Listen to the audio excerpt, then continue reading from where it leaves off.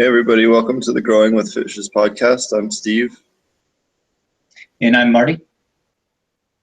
And we do this podcast ideally we try to do it every week. Some weeks we don't manage to pull it off, but most weeks we do it every week.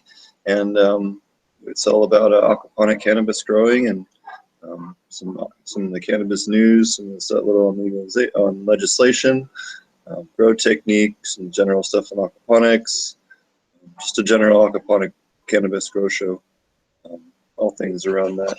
So, Marty, why don't you tell us what you got? Why don't you tell us what you got going on? Actually, hopefully later today. Maybe not till tomorrow. But either today or tomorrow, I'm going to get all the lumber delivered to build another outdoor setup back in the gazebo. Pretty much like I did last year, except for just gonna build a fish tank as opposed to have an aquarium, so it'll have a little more insulation around it, and hopefully be able to keep the water a little cooler, not have to do quite as many water exchanges in order to keep the temperature down, which was definitely a problem when it's like 110 degrees outside for a week straight. It creates some temperature issues. So last year I did a lot of water exchanges, like every other day, just did like a 50% water exchange with cold water, especially on those really hot weeks. And I could keep the temperature down pretty good just in a regular aquarium. So I'm hoping to just not have to do that as much and be able to keep that going. So that's going to be fun. So I'm going to get all that stuff moved out and then be able to set up the indoor again. I just got a bunch of new clones in. So that's going to be nice to see some new strains in. I have a kind of like a mystery cheese cross that's going to be kind of fun to grow. It got pollinated. We got just one seed off of that blue cheese plant from the outdoor last year and randomly pollinated from who knows where. So didn't hermaphrodite or anything on the plant.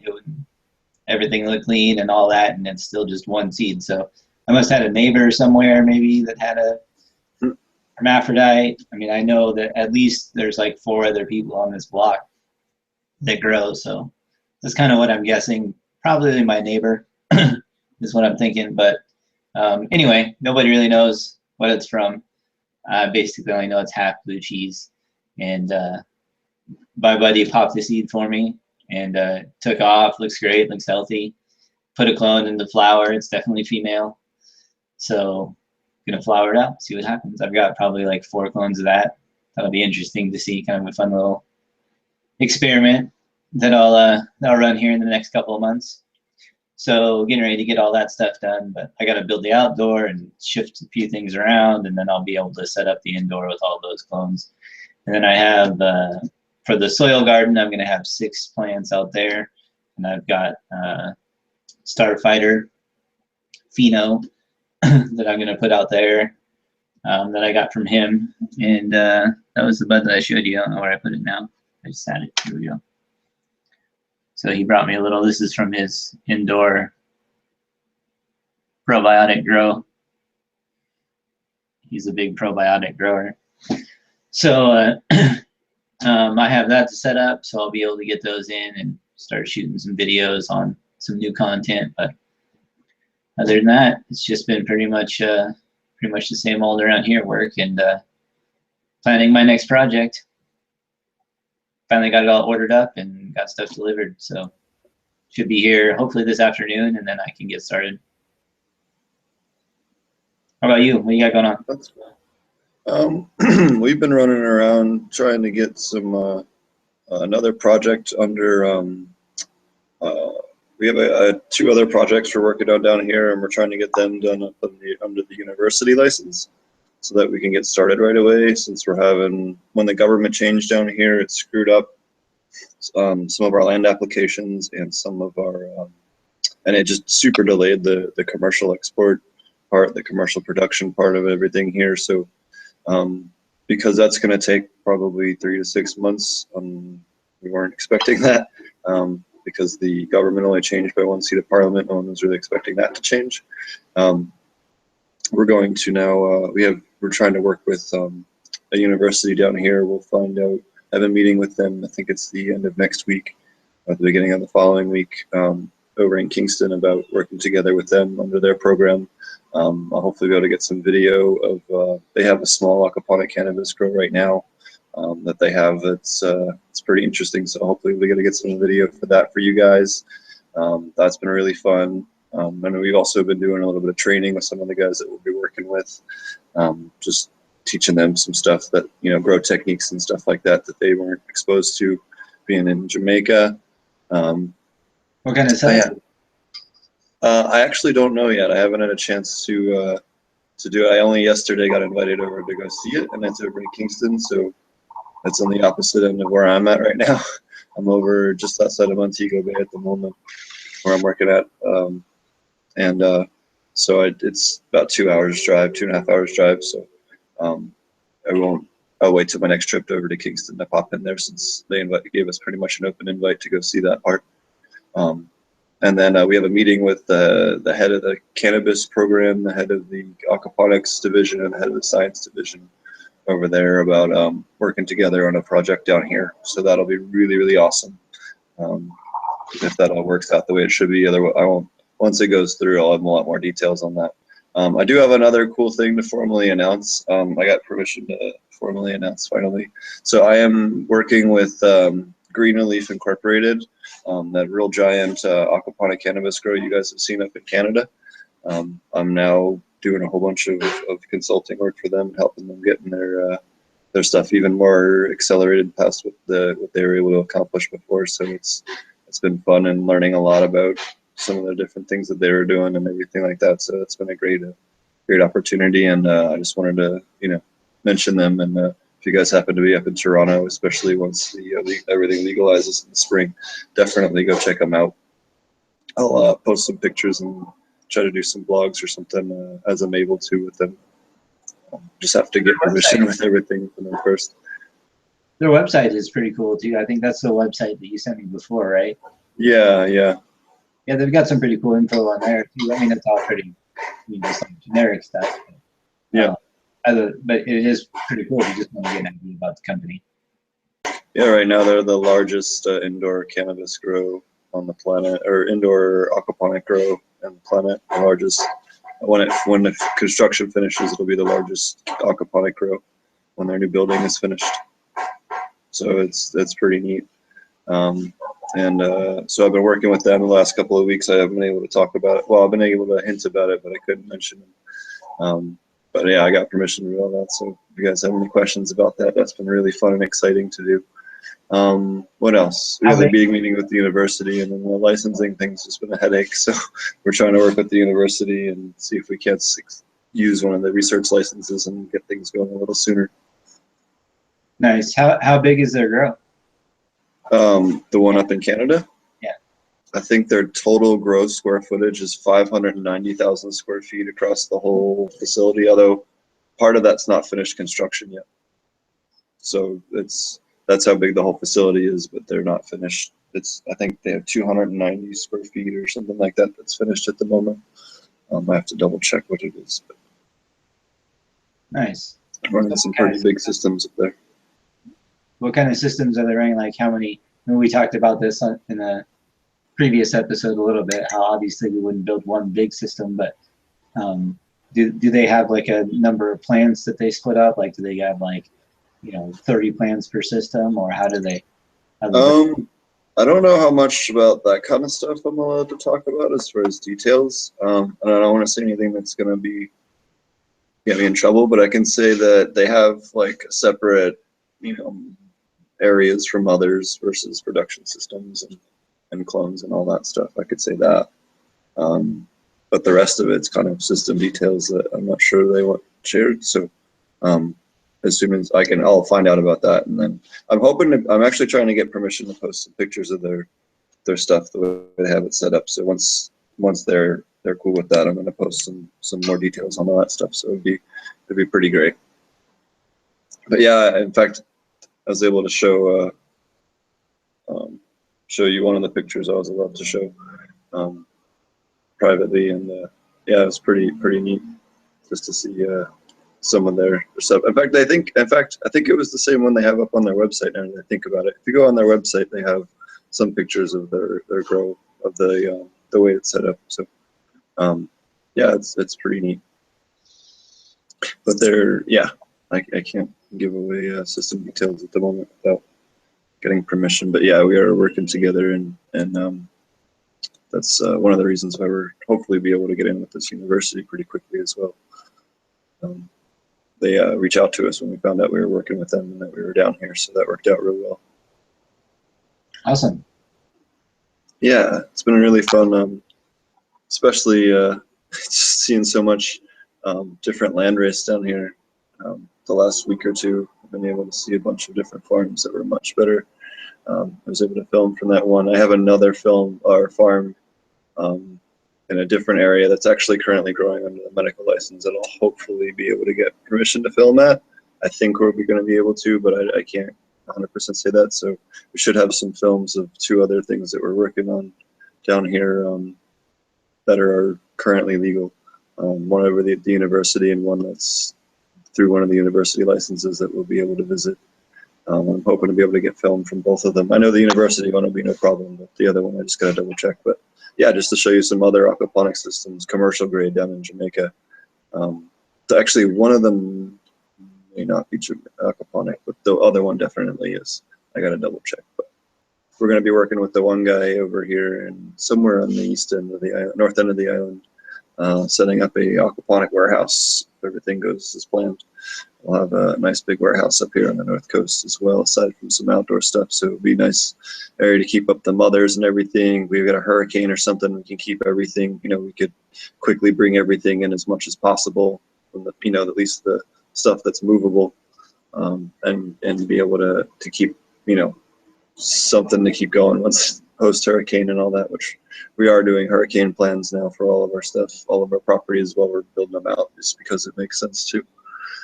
I've seen a lot of people use shipping containers a lot, just because for like bedrooms and mother rooms and stuff like that, so that obviously like we talked about before, you can veg inside and then throw it outside whenever you want it to flower. Yep. So a lot of times especially down there where you can flower 365 days a year pretty much, like that's a big advantage when you have weather that can come through like that. Obviously you don't want to get wiped out, so they just stuff everything they can into the shipping container and close it up, wait for the storm to pass, and then pull it all back out. So you'll see like pretty much like I won't say who, but down on the Northern California coast, you can get some pretty extreme weather come through, especially a lot of winds. Sometimes also maybe for helicopter flyovers, it can be particularly valuable. And so that's what you'll see, is you'll see like a field, and then you'll see like 4 or 5 shipping containers in a row. And that's a pretty good indication that, that's what they're there for. And so it works quite well. So if anybody's looking to do or set up something like that, shipping containers are a great way, because they can just bring them out, plop them down, and obviously they're going to survive any weather that's going to get thrown at you. And so I was just thinking about that the other day when Alan posted to the PFA group about setting up his shipping containers down there. He's doing them in a rectangle, which is a little different, but yeah, most of the time I saw them, they were just like spaced out in a field. But that's been a pretty common practice for a while down there on the coast for various reasons, I guess we'll say, weather and authority figures alike. We've been building down here where we have it all set up to where there'll be bamboo trellising everything that's tied together. So you'll have this huge, trellising, and it'll be all made of bamboo that can be used to basically like bolt the plants to the ground. So yeah, they're gonna get ripped up or tore up or whatever, but if it's, as long as they're still earlier in the plant stage, they'll bounce back. I've actually seen pictures one of our growers had pictures from before and after the last hurricane came through. And what they do is when the hurricane comes through, they take all the plants and they stomp them back down in the ground. They like till it in. And then they all come up and the plants are much shorter, but everything comes up raging because it dumps all this fresh nutrients down on the fields. So that's usually one of their heavier harvests. So just the individual plant size is smaller. But we're not going to have to deal with that kind of thing as far as the soil wash and all that, because they'll all be in troughs. But it will be interesting to see how it holds everything down. What's that? Are you still looking at local bamboo to use for some of your, I know you were talking about using it for. Yeah, so we're going to be doing some bamboo where we're taking hollowed out bamboo and basically building like gutter systems that'll work just like an NFT, and running them that way for herbs and that kind of thing. We're going to be growing a bunch of kitchen herbs and stuff down here because there's a pretty good profit margin on them too. And we want to have a little grocery store where we can sell the fish and have some, everything you need to buy a meal kind of like in a little kit. It'll come with like peppers and seasoning and the whole nine, and have everything you want at the grocery store too. It'll be like a little fresh food shop. So cannabis isn't the only thing that we're working on down here. It's just the main thing that we're working on as far as production. But the herbs and stuff are pretty easy. All the lettuce stuff is easy. Nothing that's not been done 1,000 times before. Like the hollowed out bamboo, Mm-hmm. if you sealed it really well, like as opposed to a gutter style, do you think it would work for like let's say, do you think it would be able to be airtight enough to be able to handle a siphon, for instance? Oh, you could totally because the bamboo has little walls in the center that separate the sections. You could totally make a bamboo bell siphon. We haven't tried to make one yet, but I was going to try it just for shits and giggles and see how that works out. Right. What we're doing for the gutter with the channels is there's a piece, the way the bamboo's cut, I'm trying to think of. So you have your glass, and what we do is we cut the top half of the lower one out. So the receiving one will have this part cut out so that the other one can kind of sit halfway in it, or with a little slit in it so it can squeeze in, with the top part cut off so that it kind of slides into the other one. I don't know if that makes sense or not, but like if you had two folded pieces of paper. Yeah. Yeah. I was kind of seat one into the other. I always like to do external siphons, so I was wondering if you would be able to essentially do the same kind of thing, where if you had one, like let's say you had one tilted sideways like this, would you be able to essentially drill a hole in the top here and put one down into it and be able to seal it enough here so that you would be able to, use it almost to replace PVC pipe in terms of like. Yeah, that's what our game plan is, to try and use it. We're gonna have to use PVC for the fill lines going from the pump to the beginning of each line, but once it's able to go to gravity feed, we're gonna be basically using bamboo instead. Yeah, we're gonna probably have to replace it every 3 or 4 years, but it's we have some of our properties that we're working on are just, there's whole forest sections of it. We can go out and cut it for free. So for how cheap it is, it's worth a little bit of labor and the fact that it'll have to be replaced, every couple of years. But it's not a big deal, Right. For how much cheaper it is, at least until, that could pay for it until they can replace it with PVC. Just that PVC piping is so expensive down here. We're trying to find ways to say, especially for how big we're looking to build some of these farms down here, we're trying to find a way to make it a little more cost effective. Well, plus when you think about it, there's some bamboo will grow 6 to 8 feet every 5 years. Yeah. And that's just in a patch. So, you could essentially grow it, be growing it and using it, and not really have to, rely on anything else to be able to supply that stuff for you, because it's going to last basically as long as it takes to grow it. If you grow a whole patch of them to 8 feet tall, you've got 20, 30, 40, 50 of them that you'll be able to use until your next batch is ready to go. So I'm always down for sustainable things like that. I'm not sure you can make the same argument for PVC. Yeah. Yeah, we haven't tried running it long term yet. I know some people have. I've seen a couple people use it for um, vertical grow stuff, but we're gonna try using it for these trough methods. I'll once we have that all put together. We have a couple of prototypes we're tinkering around with, but once we have one that is bigger scale that we're starting construction on, we'll know for sure. Then we're basically waiting on the permitting stuff for the cannabis so that we know where to start first, and then once we know which farm's going to start construction first, we'll move all our equipment over there and start. But it might not even be until next trip to Jamaica now. It kind of sucks because this licensing thing has turned into a complete nightmare for me. So it's really just been kind of a headache, but it's coming around. They're supposedly having some meetings on some of that stuff this week, and we'll find out some more. We're just trying to make sure that what the government's trying to do is they're trying to make sure that the Rastas who have been persecuted and all this stuff for a long time are making sure that they're getting their share of it. And the other part of it is that the government the licensing board asked for $1 million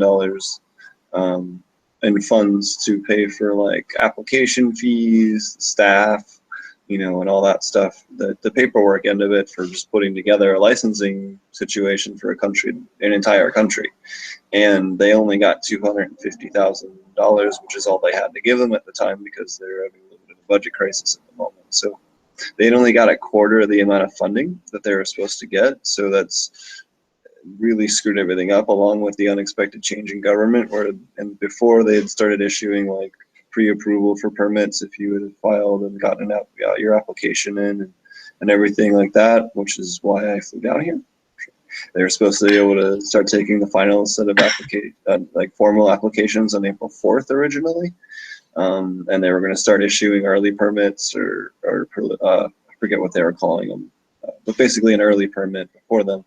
But then the government changed by one seat. They had to put in a new Minister of Justice, and then everything else. So it's been kind of crazy. So now we're going the university route, and we're hoping that'll fix all of our issues. Nice. So the other, I figured we had a good topic for today. Sorry about last week being a little bit short and sloppy. I just wanted to apologize to everyone for that one. This week I want to talk about some pest control options. Maybe not hit everything, but maybe touch on a couple of like general preventative measures or what your kind of go-tos are for some common problems. Maybe a short list of beneficials that we like to use, and talk about that. I know you earlier were talking about root rot and stuff. Maybe that would be a good one to touch on. You had that root rot treatment you did. It seemed to work well for you, and you posted pictures and stuff of it from last year. So. Yeah, I definitely in the outdoor last year ran into some high temperatures. I think it was like 110 for about a week straight, and so we had one plant that after we transplanted it in the aquaponics system, I had it in soil. It was in pretty good shape, but it was root bound already in its small pot. I just had kind of inherited it from somebody else who didn't need it anymore and didn't really have a place to put it. And, so anyway, we transplanted it and ended up being in some hot weather and transplanted it, and the water temperature got up pretty high, so it developed root rot. And it basically the entire plant went to bed. It was fine. I came out the next day, and the entire plant was just completely shriveled and looked like it hadn't had water in weeks, but obviously it was in the aquaponics system, so it clearly did. Oh, hey, somebody's calling me. Don't know who that is. So anyway, the whole thing, except for one small branch on the side, was completely shriveled up, and basically it had root rot. So the whole thing just was bad, except for one branch. And so what I decided to do was I had figured it was probably root rot. I knew the water temperature had been a little bit high, and was doing water exchanges to bring it down and other stuff. So I took the plant out, cleaned up. You can tell all the root rot will look brown as opposed to white roots, and it'll be like slimy. Obviously, there'll be fish poop on roots in aquaponic system, especially if you're using beds. So I just pulled off basically anything that looked like unhealthy roots, and I actually cut everything except for the one branch off. And then I rinsed or sort of dipped the roots in garlic water. And so I just chopped up garlic and boiled it for probably about maybe 2-3 minutes, really not very long at all. And then I just turned it off and let it sit for about probably about 3 to 4 hours as it cools off. And then that's pretty much all I do for a very basic garlic water extraction. Then I just go and dip the roots in that, cleaned it all up till there's nothing but white roots left, and then I use the garlic water to rinse out the bed. I decoupled it from the system and washed the garlic water through the bed, flooded it out, and then replanted everything back in. And the plant ended up making it, and was only about 2 feet tall, but yielded about 3.5 ounces and some really good buds. So I'm glad that that worked out. But garlic is a great way to be able to treat roots without really causing any sort of damage. You will obviously destroy some bacteria in your beds, but obviously if you've got bad bacteria in there in terms of things you want to get rid of, you sort of take the good with the bad. And then what I did is I re-inoculated with worm tea. So basically after I got everything up and going again and got everything coupled back to the system, I poured in probably about a half gallon of worm juice, if you will, just all over the bed and tried to spread it out as much as I could, and really soak all the media to try and re-inoculate the bed. And it seemed to work just fine. I've had really good luck upping the DO of the systems with root rot. Also adding Bacillus subtilis to the system, which is like your probiotic chicken, or it's also the main ingredient in products like Serenade. It smells a little bit like dirty feet or like stinky feet, but it's perfectly fine. It's a natural occurring microbe in your soil. It just happens to really love. It'll live just fine in water, at least as far as propagating. And it really loves to seek out fungal spores, especially in the root zones. Another thing you were mentioning earlier is that plants that are heat stressed, especially the roots are heat stressed, are a little more susceptible. That's definitely something else to think about, is making sure your water temperatures aren't too high, especially in smaller outdoor systems. I know if your fish tank's in direct sunlight, that thing can heat up a lot more than you'd realize. Putting a little digital temperature thing in there, it monitors your up and down and all that. Will give you a real good idea of finding out what's going on and making sure that you're not fluctuating your temperature too much. That's going to be a good, real big cause, if not is the biggest cause of disease outbreak in aquaponic systems, aside from pH fluctuation. Another way to prevent heat stress or make your plants a little more resilient to heat stress is to use silica. Same thing with salt. If you have a little high in salt in your water, the silica helps a lot with both of those things, heat stress and silica stress, or heat stress and salinity stress. It makes the plants much more able to tolerate it. The other nice thing, aquaponic plants especially also do well with heat. I know our greenhouse once in a while, back in Colorado, we get up to 100, 105, even with the sides open and fans blowing, just because it's so hot some days. And if we had kept that silica up and keep the water temperature a little, cool enough, especially if you're doing, if high heat, if you're especially in the south or something like that, you don't want to put insulation between your tank and your ground. You want to wick all that extra heat from your beds, from the heat of the day, into the ground. Whereas in the north, like in Colorado or northern latitudes, you really want to insulate that, insulate your ponds and your fish tanks from the ground, and making sure that you are able to maintain, keep them warm in the winter, but it does hurt you a little bit in the summer. Although what you can do is run a metal coil. You can take like your flexible gas line, and you can run that down into the ground underneath your greenhouse or next to your greenhouse below frost line. and run that down where it's 50 or 60 degrees as a closed loop running to another one over in your tank. And you can actually use it as like a thermal wick, and actually wick heat off of your system and put that on thermostat so that if your water gets too warm, you can actually put glycol in there, just plant sugar, perfectly harmless if it happens to get into the water. And you can use that in reverse, the way some people do with like compost heaps. Right. Instead, you can basically wick the heat off into the ground and cool your system that way for very, very low cost. Just the cost of the DC pump to run, especially if you're running solar, you can run that pump, low DC powered pump like that just on a solar panel. It will cost you nothing.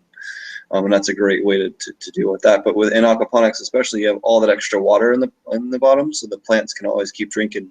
Just make sure your magnesium and your silica levels are maintained so that they can pull all those nutrients up through the plant. Yeah, that's cool. And I definitely am hoping that insulating the tank here, for me, in the summertime at least, is going to be for heat. If I was trying to run year round, then we still get pretty cold here too. So it's definitely kind of a back and forth. But like obviously in the dead of summer, I wouldn't want to be hooked up to a compost heater. Yeah. So while they work great, it'd have to be something that I could decouple from the system when I didn't want to use it, which is important, because if you're going to try and run your system, like if I tried to run it here, it would, a compost heater in the dead of summer would just it would be cooking the fish as opposed to So make sure to keep that in mind if you're in any place that has seasons, I guess. With a drastic change like we do here, we happen to be right in sort of that banana belt where, there's times where we'll get, 6 to 12 inches of snow for, maybe not that much, but we will still get enough to be able to cause issues, and it'll still get really cold. Like a lot of times it doesn't snow a lot here because it's such a big valley and the mountains around soak up so much of that. But it'll be, 10, 12 degrees for 2 weeks at a time in the dead of winter. Or sometimes it's even early. It's getting a little more sporadic, obviously. But last year, I left just some water in one of the fish tanks out back to kind of gauge, how much it would freeze, kind of whether or not I could leave something back there. And within, I think probably like the beginning of December, I had like 2 inches of ice on the top of the tank. It wasn't moving or anything like that. So obviously there are different things that you could do it. But it would be great to have a way to decouple something, or use something like you were talking about. The sort of the geothermal effect will work either way, since underground it's always pretty much the same temperature. It's always going to be chasing back to whatever one you need. So I think that's probably the better option, in my opinion, I guess. How we had it set up in our greenhouse was that we had a manifold box at the end, and I had valves, or I could shut off the input and output on every single line going in and out. So some of them were for heating, some of them were for cooling. We had the whole north wall was all a big compost heap that had mulch that we would put lye in and circulate it. We had coils that we could lift up, circulate underneath, lift up that one, circulate in between, and then flop it all down and then bury it all again on the north wall, where we had also the sheet metal, the corrugated metal, that works real well as well. And then we could pull heat off that wall as well as the heat coming off the decomposition. And that would valve off in the summertime, obviously. And then we also had solar heaters, just like you would solar water heaters for a house. In fact, they were recycled from somebody's house for the drinking water, for their shower, I think it was. Pulled it off a roof in Boulder, and they were mounted in the yard next to it. And how that would work is if in the wintertime, when the water temperature inside those panels would get warmer than the water temperature inside the greenhouse, then the motor would turn on and the pump would turn on, and that would circulate the water through there so that you could pull that hot water and heat that greenhouse in the wintertime and make, until it hit a certain temperature, and then it would shut back off. And that worked really, really well for dramatically reducing the heat costs of the water in the wintertime. It just requires you to have a little extra space in the property, because you you got to put these big solar water heaters up that look kind of like solar panels. But it works really well if you're trying to run at low energy. Solar panels, right? You're just converting it to heat as opposed to electricity. Which is cool. And I think I'm going to build one just as an experiment. I think that maybe I can keep like one tank or something out back. I thought about doing it last year, but I really had a bunch of other stuff going on. We were harvesting and trimming and all that stuff. A lot of times you can get them free on Craigslist. It'll be like free if you get it off the roof. So you just climb up there, you unbolt it, you make sure you have it tied off to a tree on a ratchet or whatever, so that once you take the thing off, it doesn't just slide off the front of the house. And you just lower it real slow off the front. That's how we did it. We took the gutter off and just lowered it down the front of the house. We got 8, I think it was 8 of them we got for free that way. We only ever mounted up, I think, 2 or 3 of them. But if we had mounted all 8 of them, it would work well. I have those sample chunks of greenhouse material that they sent me so that I can measure them against the frame back here. And they're not really usable for anything else. I mean, they're only 6 feet by 4 feet or something like that. And so I'm going to use those as just to cover a frame with a black hose inside, and probably put maybe whiteboard or something on the back of it that's a little more reflective, and I don't know, maybe paint it black. I'm not sure. Haven't really decided yet. But I'm going to cover the face of that to seal it up so that it gets that sort of air pocket insulation going on, and then just run a line through it on a timer. So as opposed to worrying about temperature sensors or anything like that, it'll just I'll pump water. Essentially, the idea is you pump water into it and you let it sit for long enough to let it heat up, however long that is, and then pump it out however long it takes to cycle out that water, and then let it set again. Are you going to run system water, or are you going to run it through a closed loop? Because it'll work a lot better in a closed loop than it will if you're running system water, because you get all kinds of weird stuff growing in there if you don't otherwise.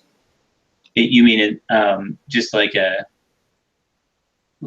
another tank that's inside of the tank, essentially? So you'd run the separate. Yeah, so instead of heating the water that's in the tank directly, you're just running a heat exchanger. So run the water through the heat panel, and then instead of that water, the input and output going directly into the tank, it's going to be on one of those metal gas lines that I was talking about. That works perfectly fine. It's stainless steel, or not stainless steel, but it's perfectly safe as far as leaching and all that stuff. You can run a loop of that through into your water, put a coil at the bottom, and then just loop it back up to the top, and then fill that with glycol, which is just the plant-based sugar.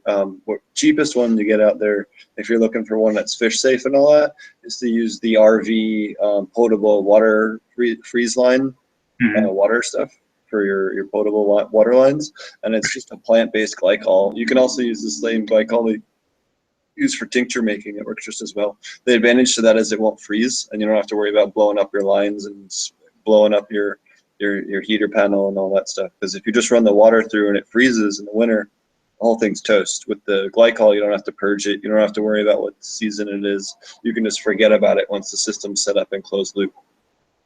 It just takes a little bit to purge it at the end. Sounds good.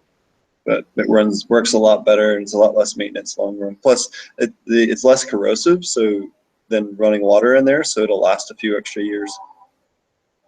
Sounds good. Probably a little easier in the pump too. Yeah, well, it's a little more viscous, so I guess it's a little harder on the pump in that regard. But the fact that you don't have to worry about, if it's freezing or not and all that stuff, and you can just, if you get a cold night or something and you aren't expecting it, you don't have to worry about the whole thing cracking or having to replumb the whole thing or blowing a line or a hose somewhere. It just prevents a lot of random line breaking.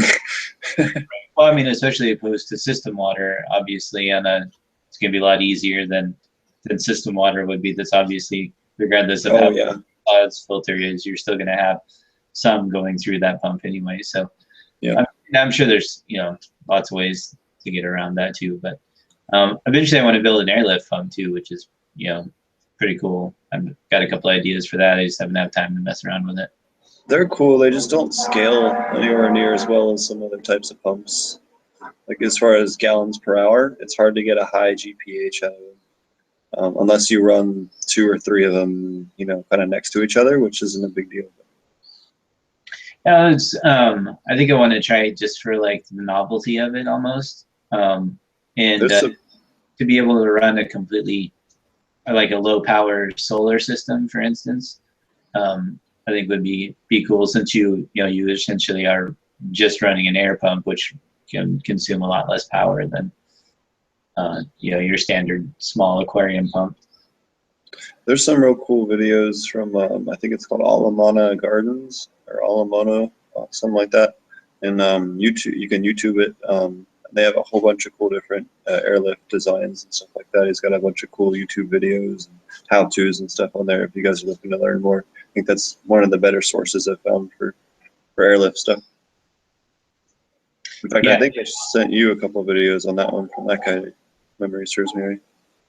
Yeah, I think so. Somebody sent it to me anyway. I've definitely been through them, and there's a lot of different ways to do it, which is kind of a neat thing about, I guess, using airlift is that, like you were saying, it doesn't scale necessarily real well. Like if you want to move a lot of water, it's probably not ideal.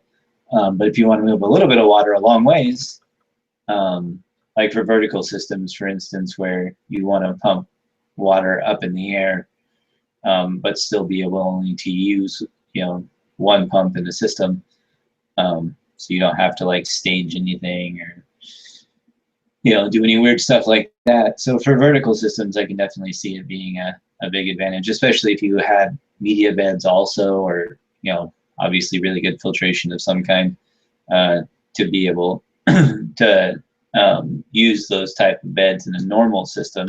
It sort of opens that up to where, you can pump a small amount of water very far up and not have to worry about solids clogging a small nozzle.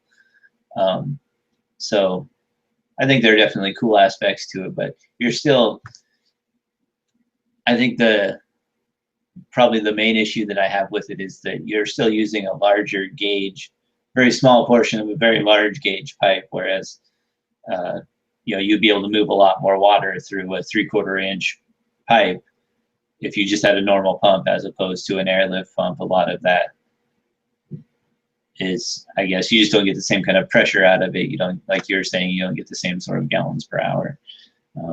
But everything has a place. The head height, you just don't get quite the same head height. The other nice thing is that especially being down in Jamaica, we have access to a whole bunch of real good bilge pumps, like ship bilge pumps that are all DC based. Oh, yeah. So it works real well for hooking up for solar. So I was shocked. I was like, man, like we're gonna have a hard time finding some DC pumps down here. But when I started looking around, I went to the shipyard. I was like, oh man, you guys have like a huge selection of stuff that'll work perfectly with our solar rig here. So this is not going to be anywhere near as much of a headache as I thought it was going to be. So, I mean, it's going to take a little bit of finagling, but so is everything. Everything in Jamaica is a little bit of finagling. Right. So, and I was trying to figure out a way too, because you brought up the bilge pumps, which is an interesting thing because they're already sort of designed to basically pump whenever water is present and then essentially turn off in some cases. Like a lot of the automatic bilge pumps that you have for boats, they have sensors like that. Are any of the ones that you're seeing down there, have you been able to experiment with those at all? Because I think there might be some interesting things to do there. We've been running with constant ones that'll just run constantly, or we've been working with live well pumps.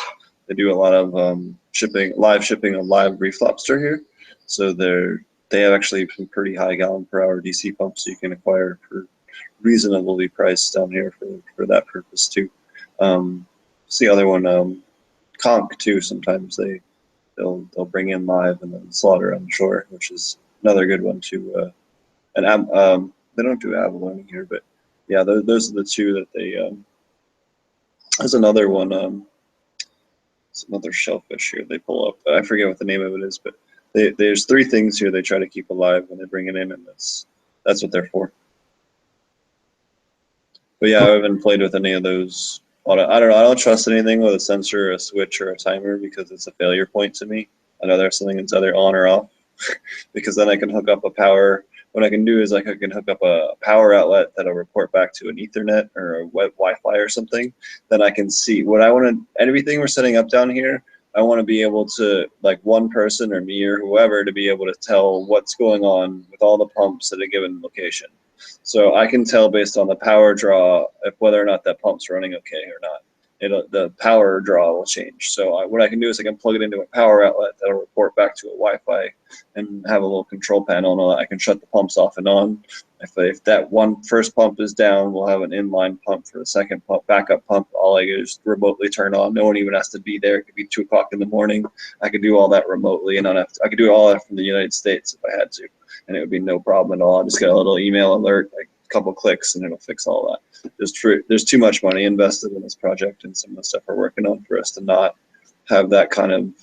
It just gives us a huge amount of control to be able to immediately do something about it, whether or not there's a human being on the facility. So, whether or not the skill level, the person there doesn't have to do anything. I can stand there and they can just make sure everything runs, and I can control it remotely. Just having a backup person, from far away that can do something about it in an emergency, at least in terms of keeping the fish alive or keeping the plants alive or whatever. It doesn't have to be perfect, but it's got to keep things running to an extent. You know what I mean? Right. It's better than an insurance policy as far as being able to have control of the grow and any kind of unforeseen circumstances that may happen, which you kind of have to prepare for in Jamaica. The other day, the whole power went off for the whole. I don't know if you guys saw in the news of a month ago. The power went out for the whole island for the first time, or first time in a while anyway. So. Yeah, I mean, obviously that's definitely a concern. So do you have like plans for putting in like solar backups? Yeah, we have generators, and we're actually, it's a little bit cheaper down here to, they have these smaller wind generators. They're pretty dope. I'll get some video of them when we get that stuff started setting up. It probably won't be, construction probably won't be till next trip. We were supposed to be able to start last month, but everything got all jacked. But yeah, so you'll get to see some of that. But they have these smaller solar panels, smaller wind panels that work really well. These little wind turbines, and then they have these bigger solar panels. But the solar panel thing's kind of weird because it's a pain in the butt to import panels, and there's like 1 or 2 companies that control everything here. So you kind of pigeonholed in dealing with them, unfortunately. Yeah, I've wondered. I haven't experimented with them yet, but I'll probably get a couple of there's a couple of just like solar powered aquarium pumps that you can just order off of Amazon. And yep. Just be mindful if you want to hook up to a you're not telling you go hook up to a battery bank. That's the biggest thing. Well, I think that, I mean, basically otherwise you're running pretty much during the day, right? At nighttime, yep. Just pretty much down for the count. So I mean, and that's probably going to be the case unless you have a relatively large battery set up. Oh no, we have the company I used to work for, Ponics first. They have a little battery backup that runs for, I think, this on a normal car battery will run for like 2 or 3 days, and if you got a beefier battery, it'll run for even longer than that. But you could always drain the battery 3/4 of the way, throw it back in your car, run it with the alternator on and charge the battery back up and keep your, I mean, in a, your power outs in an ice storm kind of situation, Yeah, I actually have I have a battery charger, so I'll just be able to swap them out. So oh, there you go. I could just, I wouldn't even need to run on solar at all if I didn't want to. That was one of my concerns was with a solar backup or even primary solar, was that, in the wintertime or even just relatively cloudy days, you're not going to get nearly as good a draw. My dad has a solar system for his RV that's basically, really relatively simple, just a charger and a couple of golf cart batteries that are wired together. and it works great. But, unless you've got, pretty good direct sun, if you've got a thin cloud layer, it'll still work pretty well, but you're still only going to have, power for a limited amount of time, like you were saying. So I guess my backup plan for my backup plan would be to charge the battery with the regular battery charger. But obviously, you can't do that if the power is out anyway. Well, that would be the advantage to run to a battery bank. You could always plug it up to a gas-powered generator and just fire that up and run juice into the bank, you know. Yeah, I have the generator sort of. I have a generator. It's sort of the overall backup plan if it really goes south, I guess. But I want to do a small test in the outdoor this year of just a small solar pump back there because I get so much sun back there. Like I'm in a valley, so it's a huge valley here in Southern Oregon. It's called the Rogue Valley. I've never been through it or not, but I mean I get a huge amount of daylight. Like the sun comes up on the horizon, goes down on the horizon. There's not really anything that blocks it at all. So I think that I could probably charge up enough to run 24 with just a run 24/7 on the solar pump with a small pump, obviously, and in a 12-volt battery or 2 golf cart batteries. I haven't really decided which way I want to go on that yet, but I'll probably probably have my daughter help me with that as maybe like a science project, or we'll set up a small one and just like maybe 2 fish in the tank and just a simple little pump and have it run, see how it goes. Kind of measure it up. It'd be kind of cool. Right now I just have a big extension cord that runs out there to run one pump, so it's kind of silly, but it would be kind of cool to run the whole thing off of solar, but I haven't used it enough to trust it at this point. Since we're on the topic of greenhouses, I wanted to mention this too. There's a big difference as far as zoning laws go between a hoop house and a greenhouse. And knowing the difference can mean the difference between building out something in your yard and then being told that you have to legally rip it all down, or being allowed to keep it. A hoop house in most places is considered a temporary structure, which is metal hoops with a plastic covering stretched over it. A greenhouse is a hard panel, so plastic or glass panels, or old windows or whatever you want to use if you're recycling. That is considered a permanent structure, and that the permitting is much, much more different. So if you're just getting started with greenhouses and you don't want to invest a ton of money, or you're not 100% sure if it's going to fly with your township or this, that, or the other, always go with a hoop house, because you're going to end up with about half as much headache. And then you could always change it later on once people are kind of used to it. Than if you just go with the straight greenhouse off the bat, even though they are a little less secure. Yeah, it all depends on where you live. Definitely check into your local zoning and find out, because unfortunately here we don't have that distinction. Basically, any structure that's over 500 square feet has to be permitted, including like engineer plans. That's all. Most of that comes from Jackson County here in Southern Oregon. So there's definitely, it varies, like even just about, I don't know what, like 25, 30 miles north to Josephine County, you don't have to deal with a lot of that. It's all different. So obviously a lot of people think that Jackson County is going to lose out on some income from all the regulation that they're putting in. But I don't know. It just seems like wherever you're at, just check your city, check your county, and check your state regulations, because all 3 of those can be separate and require different things. Like I have to get a permit from the county to grow outdoors. It's going to cost me like $1,600 altogether. And I don't have to get it till they start flowering though, so I'm good for few more months still. But yeah, check your regulations. Here we don't have to deal with that, but we do have to have what is it? I think anything over 8-foot fences has to have engineer plans.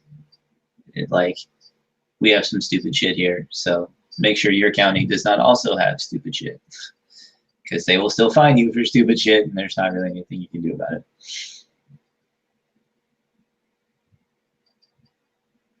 You're muted, Steve.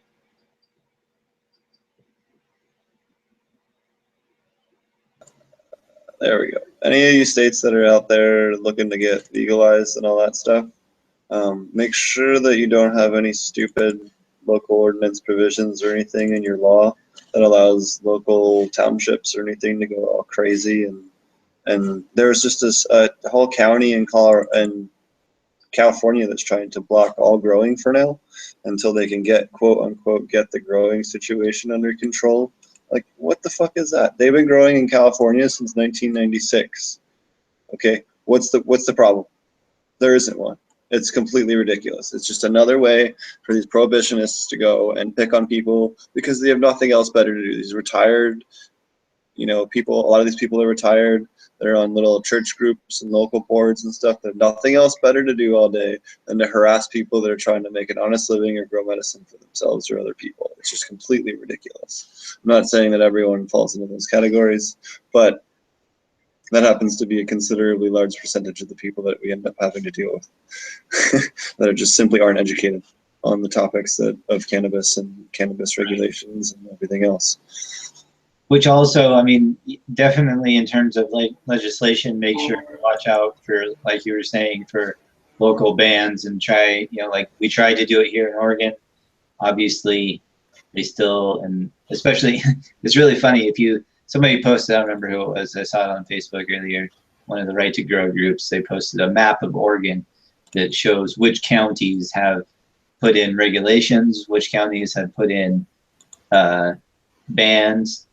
And basically, if the county is red, there's a ban. If it's yellow, there is a regulation. And if there's none of those things have changed since legalization, the county was still green. And I swear to God, the state was divided in half. It was like all green on this side and all red on this side and like yellow sort of down the middle. And then Portland, a little green bubble up there, obviously. But it was ridiculous. Like that, the whole like western side of Oregon is just like, fuck you. It's all red, like the whole thing. And Jackson County, we're like right in the middle of the state. We're even probably a little bit on the west side, and then all the way down on the California border. And they haven't banned it altogether, but they've definitely put in some heavy regulations. So here we're definitely yellow. Looks like at least for this season, I'm going to be limited to 10 flowering plants at a time, regardless of what I do. And that means, by the way, that I can't grow both me and my wife's medical card here at my residence, which is ridiculous. And yeah. Why the county's getting sued. So now there's a regulation I want to see. I want to see if there's one person in a house taking opioids, the other people in the house are automatically blocked from taking any opioid-based painkiller. Let's see that one. If they're gonna straight up, if they're gonna pass rules like this for cannabis, there's no reason they shouldn't pass something like that for a more dangerous drug.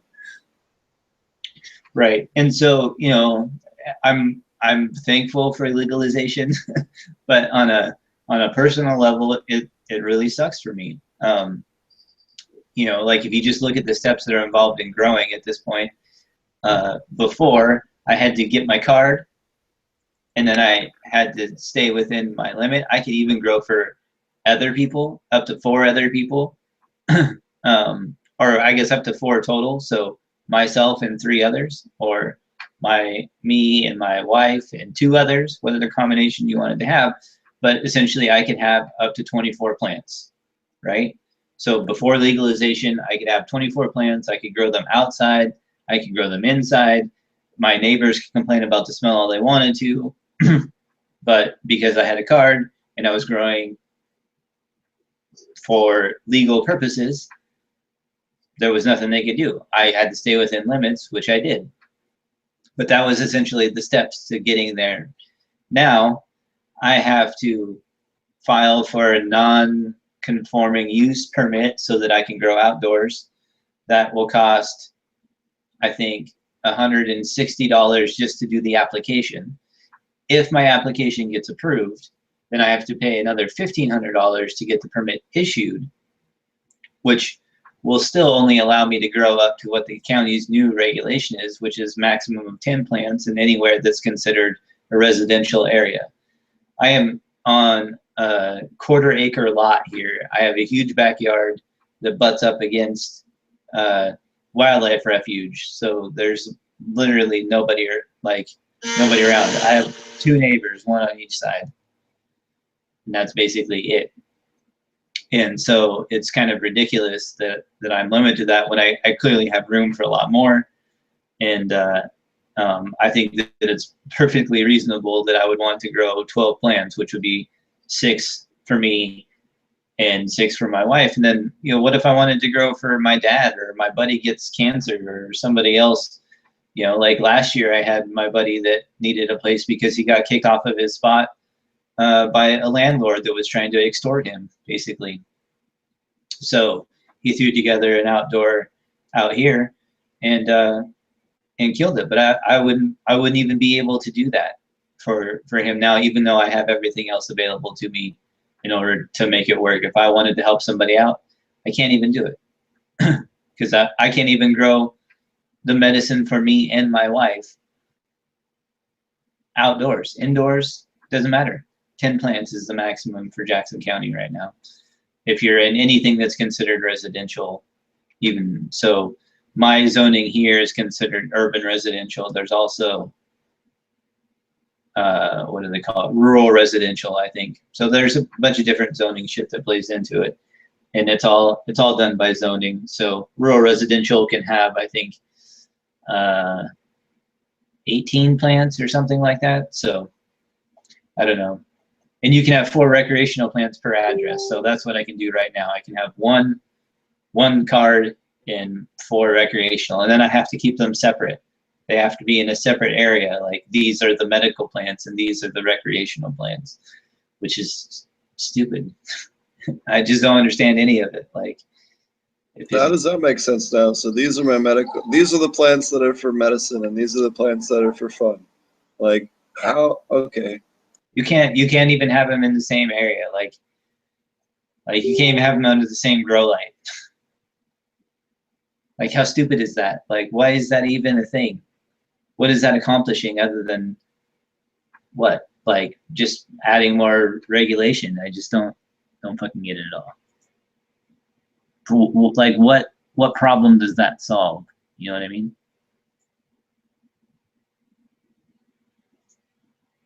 I can't think of anything that makes sense for it at all.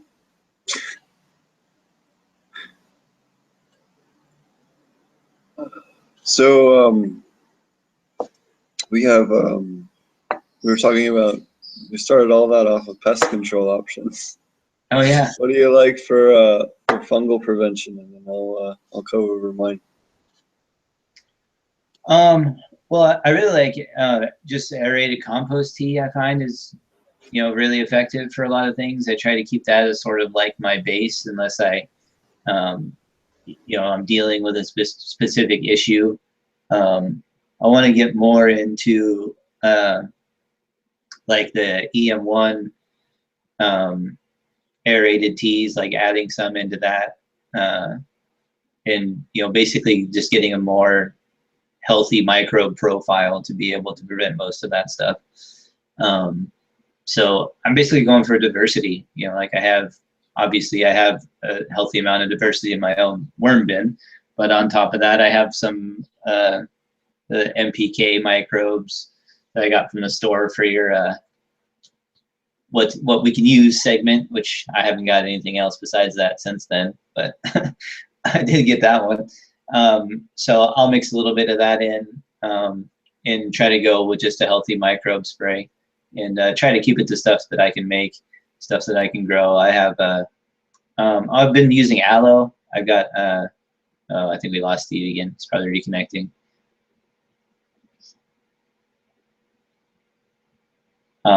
But aloe is a great thing that you can add into different mixes or just add it by itself. You can make a dip for it. Find it works really well for cloning. Hey, you're back. Maybe. You're muted. Can you hear me? Yeah, Good. Sorry about that. that's all right. So I was just saying, aloe is another one that I've been adding a lot, especially for root development, stuff like that. Obviously, people use it a lot in cloning. Um, so I planted some here. I like stuff that I can grow and use and extract. I do a lot of the garlic extract, the peppermint extract. Probably garlic is like my go-to for any sort of like breakout that I can actively see. If I'm not in flower, obviously, if I'm in flower, I don't use any sort of oil that could absorb into the buds. So I would say after like, I mean, it's kind of sort of hard to say because you have different strains. Oh, lost Steve's video. You still there?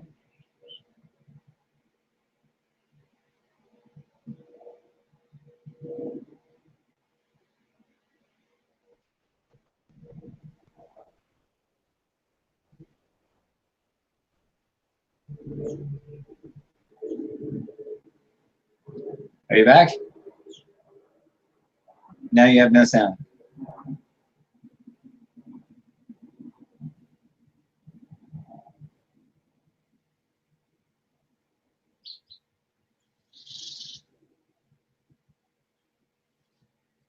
How about now? There Okay. you go. Now I can hear you. All right. Looks like you're muted Yeah, the again. microphone's just going to be a little lower quality. All right. Am I muted again? Can you No, hear you're me? good. I think you're just lagging. Okay.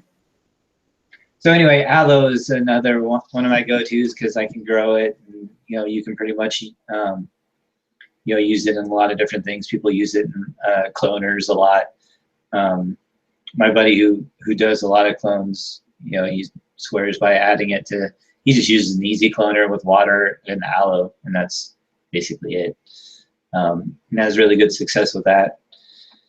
So I think on my shelf right now, I think I have lavender oil, I have lemongrass oil, I have peppermint. I grow a lot of peppermint, spearmint. There's a guy here that shows up at the farmer's market. He's always got like random different kinds of mint, like orange mint, all kinds of different things. So I usually grab a couple of those. So I have 4 or 5 different kinds of mint that we make homemade soap out of it.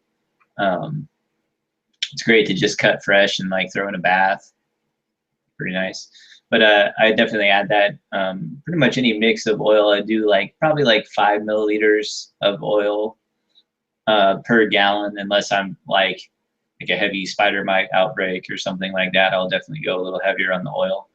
But I go basically about 5 milliliters of oil, a pretty healthy amount of organic soap, and water is kind of like my base spray. I usually do that about, I would say, once a week, unless I have some like major thing that I'm battling. If I'm in flower, I try to go with beneficial insects the most I can. If it's like a spider mite outbreak, if it's like powdery mildew, I did the H2O2 spray, but you're creating such a huge vacuum in your microbial profile that it can be really easy for PM to continue to spread after that if you don't keep up on spraying. So it works great. It doesn't burn your plants. It doesn't really affect them at all. I didn't even have any like pistol burn. I used regular H2O2 that you would buy at the drugstore. And I think it was 1 to 10, one parts to 10 with H2O. That worked really well as long as I continued to spray it, and really kept it down and out. If I even missed a day though, I would start seeing little spots of it start to pop up. And 2 days would just be a significant amount of it that would have to be cut out, and then you respray. So it's kind of a thing that you, if you're going to go with H2O2, just understand that you're going to have to do it pretty much every night until you harvest, or else it's going to pop back up because the spores are just everywhere. There's so many of them, and by killing off with H2O2, you're killing off even the beneficial microbes that keep it from taking root. Basically creates a clean slate for it to to take root on. So it works, but it has its downsides. But it doesn't burn anything. It doesn't absorb anything. At the end, you're pretty much, at least you have a clean product, which is obviously important. In flower, I'll use, like for spider mites, I'll definitely use predator mites. Ladybugs, big proponent of ladybugs, especially for like aphids or whiteflies or gnats or regular flies. They're awesome. They're cheap. You can get like 1,500 of them for like $10. Another good one for stuff that you would attack with ladybugs is 6-spotted thrips. Normally you associate thrips with being a bad insect, but 6-spotted thrips are actually just as vicious as a predator as ladybugs or any of your other meaner bugs that would be out there. Yeah, there's another one too. I was just at the bug store here. We have one here locally that does, which is really awesome. They do ladybugs, they do predator mites. They have 3 different kinds of, they call triple threat predator mites, which is, they sort of do like this custom mix of predator mites for our area that basically covers all the different species that live around here. That's pretty cool. And they give you all the important thing with predator mites is that you have to maintain the temperature and humidity. Your humidity goes up, which in order for them to stick around and maintain, they basically won't hang around an area that has too low a humidity or too high, but they're relatively, more tolerant of high humidity than they are low, from what this guy was telling me. So you do run more of a risk of getting PM. Like, you really have to have that dialed in to where if you want to not get PM, or at least decrease your chances of getting PM, but keep your predator mites around, you really need to keep it at like that 45 to 50% humidity, or else they're just not going to stick around very long and the spider mites will take back over. So it can be a little bit of a balancing act to make predator mites work, and you have to have a lot of them. It's kind of like, I call it bug wars. That's kind of the way that I think about it is, you have to have, have an infantry out there. So I actually release predator mites and ladybugs at the same time. Yes, I know they're going to eat, the ladybugs are going to eat the predator mites. I actually have some video of it. So if anybody tells you that they won't eat predator mites, I have a video that shows them doing it, which was really cool. But I know they're going to eat some of them, but I pretty much take the good with the bad. The ladybugs seem to do a good job of keeping them from spreading. And then I think the predator mites just come in and kind of clean house. So pretty much my standard release is like 1,500 ladybugs and somewhere around 500 to 1,000 predator mites, depending on what. And that's for just my garage. So that's like what, of 4x8 grow space, basically, when you get down to it. But they are extremely effective. And I guess probably the biggest issue with like ladybugs when you release that many of them in a small place is that they'll come through and wipe everything out, which is great. But when they run out of food, they'll just start dying off. So might have some ladybugs to clean up. Make sure they get in the worm bin or something. What about you? You use insects much? Yeah, it depends on what you're fighting. There's a little aphid wasp that works pretty well. My favorite thing for whiteflies is Encarsia formosa. You just get a couple of those, you release them in mass, and they'll take over. The wasps will wipe out a whole greenhouse worth of whiteflies in a good week or two once they get rip roaring. It takes them a good couple of weeks to get there, but once they hit kind of saturation point, you'll notice all of a sudden they're just gone. Once in a while, they just start to sneak in the greenhouse. Back in Colorado, we'd have to treat them before they get out of hand. And not so much that they attack cannabis, but they'll get on there and poop on it and all that stuff. Right, we talked about some, planting different things that attract bugs too. Is like mint. Mint is like their favorite thing for them. Spider mites too. Spider mites love mint. You know, Right. it's a good way to pull them off your other plants. They prefer the softer tissue and all that. It's Right. easier for them to digest. And you'll notice the damage on them also. You know, like you'll be able to see it, and when they start attacking them, and it's a great indicator. And being able to see it before they hit the cannabis is, you know, it's a big benefit. And then they're, you know, as long as they're not flowering, which even if they do go into flower, you can't just pull the tops off. But they're Yep. pretty much just going to consume nitrogen out of your system anyway. So they're a great companion plant to have.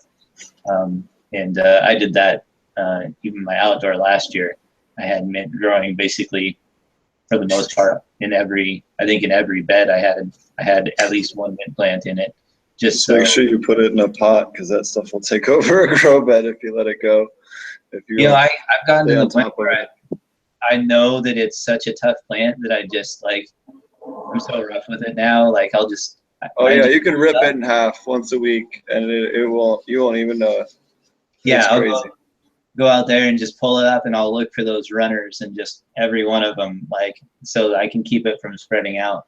And yeah, I know it's not. I mean, like, I've cut chunks off of it like that. I've had those runners that I cut off. I throw them in the worm bin. They root in the worm bin. They'll start growing. Oh yeah. I mean, like, you almost can't kill it. It's that ridiculous.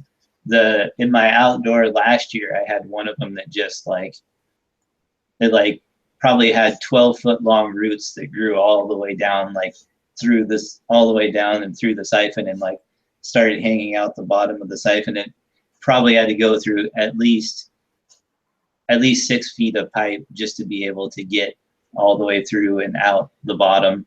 And when I pulled it out afterwards and pulled it all out and stretched it all out, it was probably close to 12 feet long. Like, that just kept growing through the pipe. It's pretty cool. Yeah, we had in the lab over where I used to work, we had a tomato plant grow the roots straight up a pipe, like a 6-foot pipe, down over and into this manifold. And it was like, they grew against the water flow. I don't even know how many feet, like 12, 14 feet to get to where they were. I couldn't believe it. It grew down a pipe against the, high flow 1-inch water pipe. It was pretty nuts. It's crazy tomato roots. Yeah. But for fungal, I really like introducing I forget what there's another bacteria aside from Bacillus subtilis. It's called Calora something or other. I forget what the species name is, but you can find them available as like a common beneficial microbe. They use them for all kinds of livestock stuff as well, for fixing their guts and stuff, their digestive tract, and it's really, really, really good. Good thing. You can load it up, totally fish safe. The cheapest way to find it is for chicken probiotic. You get the little packets of the chicken probiotic. You can get they come like 3 for $1 at the farm store or Tractor Supply or any of those types of places. Especially this time of year, you can find them pretty easy. And that's a great thing you can dump in that really, really helps annihilate them in the root zone. The other one that something that I didn't hear you mention or wasn't sure if I did is beneficial nematodes. I know a lot of people associate nematodes with being kind of a bad thing, but beneficial nematodes are really, really, really good to have. If you have a root mite problem, you find root russet mites, root aphids, that is your best companion for that, because they love to get into that more liquidy, watery layer, and the nematodes get in and they infect the eggs, and then they infect the parents, and that's really the only way to get them out of the media bed. And once they get established, that I've found so far. The only other way aside from that is to seal it up with like garlic juice or flash crash it with high CO2 amounts. Where you flood it and then inject a ton of CO2 to flash crash the pH, which works really well, but it's more pain in the butt than just adding a bunch of, going and buying 2 or 3 bags of beneficial nematodes per, 1 bag of per 4x4 foot of section if you have a bad mite infection, or fungus gnats. Fungus gnats are another one. Thrips are another one. That'll all breed in the surface layer of your media or your soil. If you're doing dual root zone, sometimes they'll breed in the soil. Thrips especially will lay their eggs down in the soil layer. If you have any of those, or root mites, root aphids, all those, the beneficial nematodes work really well. The other thing that you can use beneficial nematodes for is if you happen to have like fleas or something like that on your cats and dogs, they actually have another species you can buy at most Home Depot. You can spread out in the lawn, and it kills the flea eggs and the adult fleas that are in the yard. And they target a pretty small group of target stuff, so you don't have to worry about them completely annihilating all your beneficial insects in the yard. They'll wipe out some of them, but any kind of control like that will, but it's nowhere near as bad as some of the chemical stuff you could use. Right. Yeah, nematodes for sure. And there's some of them I was watching about beneficial nematodes. Like some of them that you can basically just will just appear if you like overfeed your fish. You can see them pop up in the fish tank. I don't know if you've ever had any experience with that, but there was Oh yeah. I don't remember who it was now. One of the channels I was watching, like just basically had them appear in his tank, and at least he claimed it was from overfeeding, and that they essentially just appeared there. So those little white ones you see, they're real common. You'll see them in aquariums. The other place you see them a lot is in terrariums or vivariums. Are little white guys, and they look almost like a little slug or something like that. And what they're called, they're a type of flatworm, and they're perfectly harmless. They're a little algae eater. They just eat detritus and bacteria, and they'll keep your system clean. And they're called planaria. And a lot of people freak out thinking they have some kind of crazy parasite or something nasty in the system. They're perfectly fine. They're a little cleaning crew.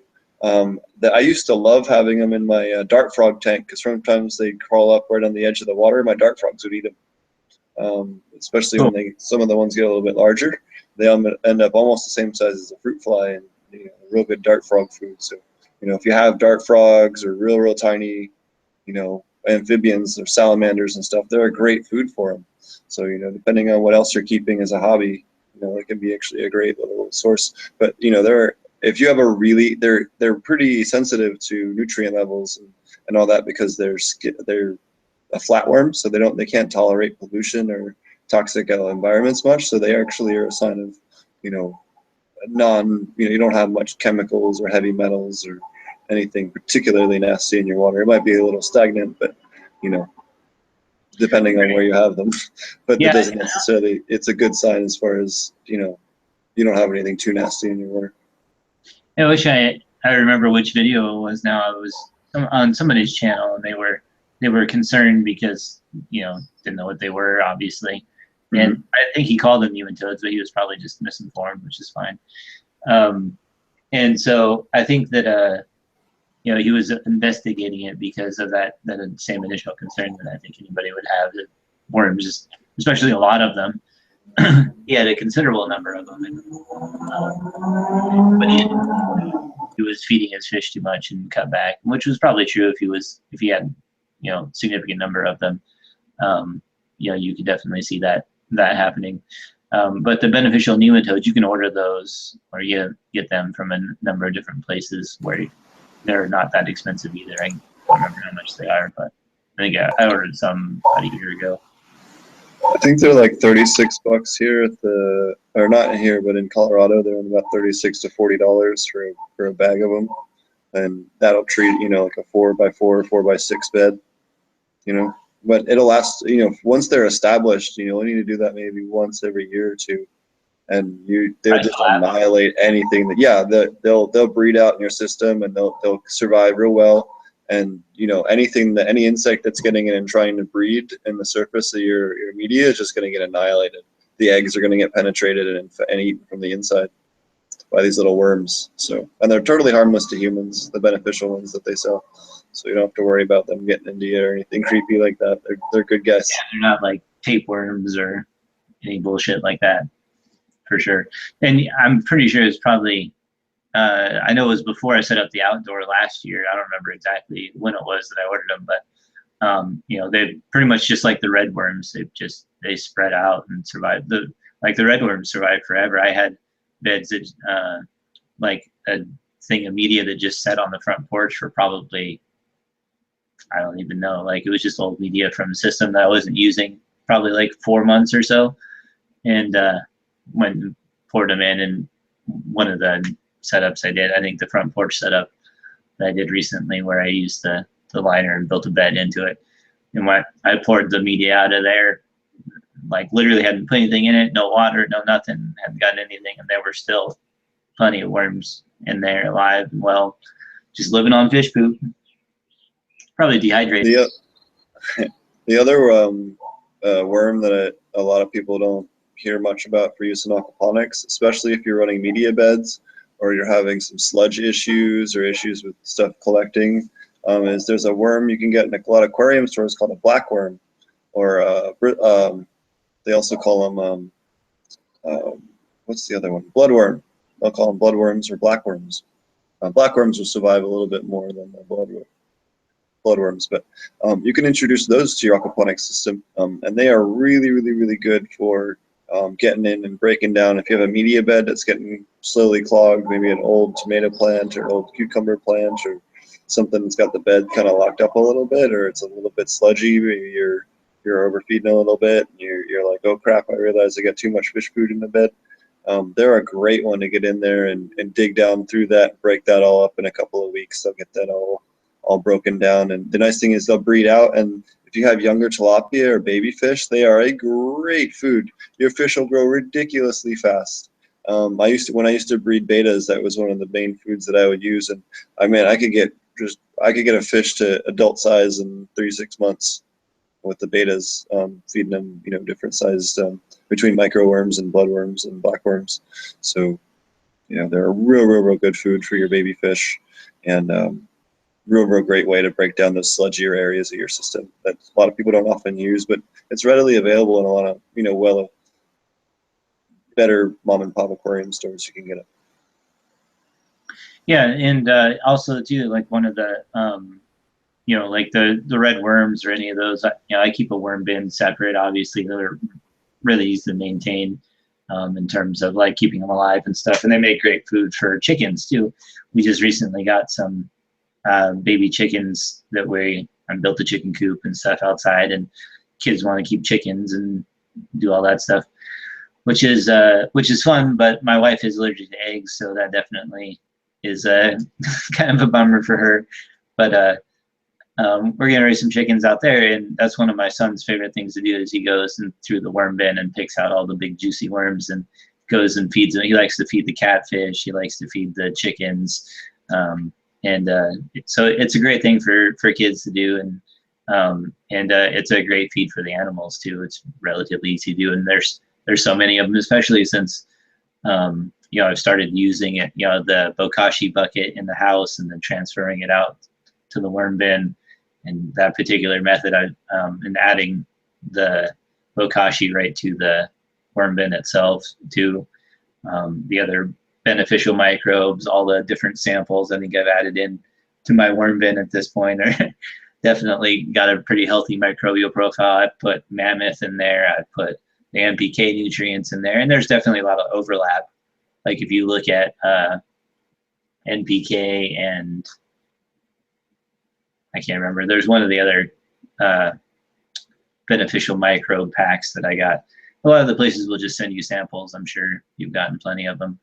And so that's kind of been where I put all of them so far, is just in the worm bin. Some of them I've put directly in to teas before I put them in the system and just kind of experiment with that. But yeah, I think that like since I've started doing that, my worm increase has been crazy. There's just so many of it in there that it's just such an excess that it's not even a big deal to pick out like a whole cup full of worms and go feed them. So been really into doing that. Well, that's good. I had a crop of the week this week, which will be the black crims. Black crim tomatoes are one of my favorite. They're really cool, especially if you have kids.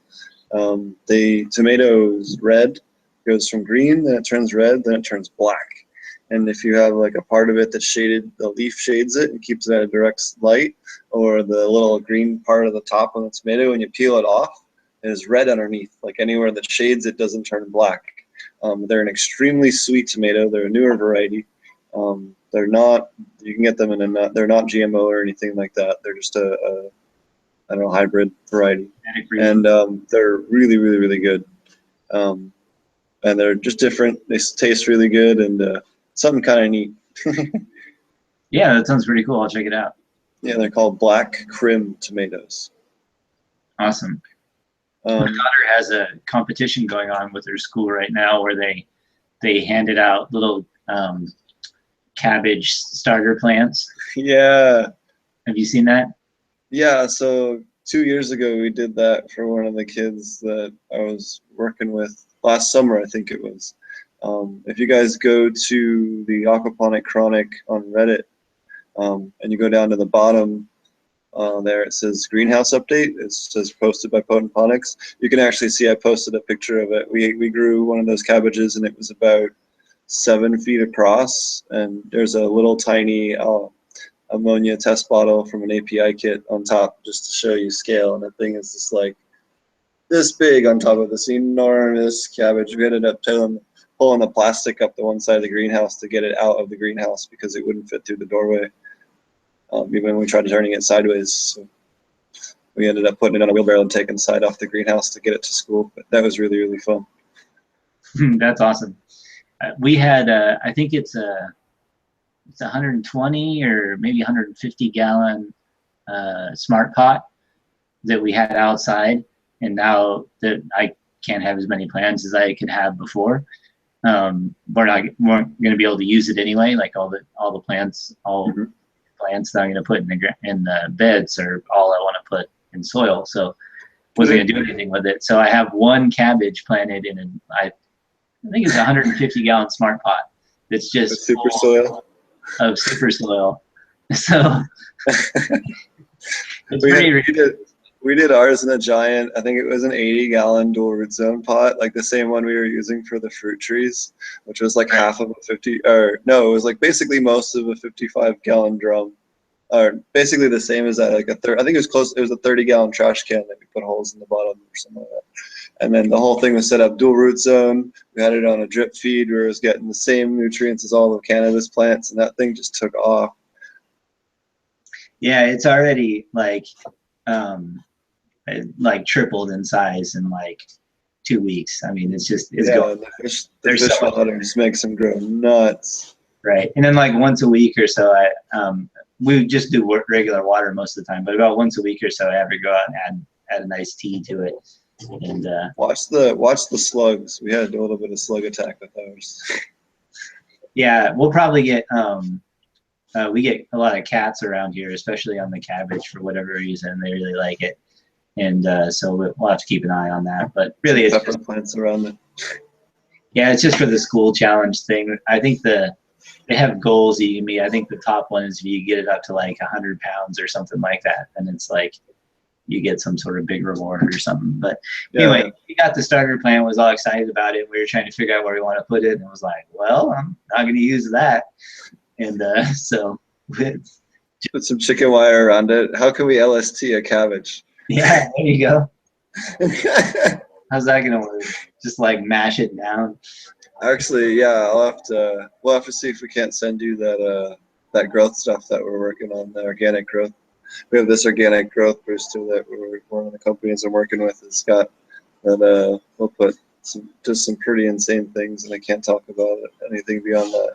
I got a sample batch of this new product that's organic that's going to be coming out later in the year, and it's the craziest fertilizer I've ever seen, and it's nothing not natural in it. It's all just made of all natural organic ingredients, and it just does crazy things that I've never seen a synthetic, better yet an organic based nutrient do. So I'll have some before and after results without being able to talk about it. And some of that, if they'll let me post that, and all that stuff. So that's cool. I'm going to shoot. My daughter really wants to do update videos on my YouTube channel. So there you go. The first one pretty soon, and get that started probably like once a week or so. Maybe you can make a channel called like AP Veg. AP Veggies. AP Veggies. AP Veggies. Yeah. Like that.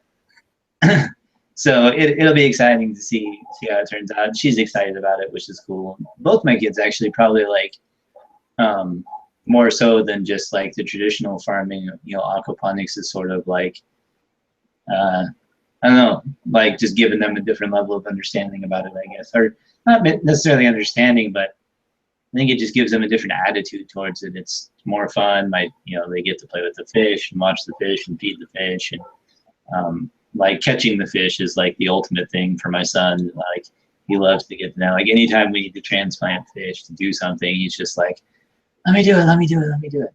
And so and all that stuff too, like he's just learning stuff intrinsically also, like how we make the worm tea and what they eat, and just ask those questions sort of as they come up, as opposed to like in a book or at school or whatever else. Now, like I said, I got to give their school a lot of credit because they do have a great gardening program, which none of the other schools in our district have, but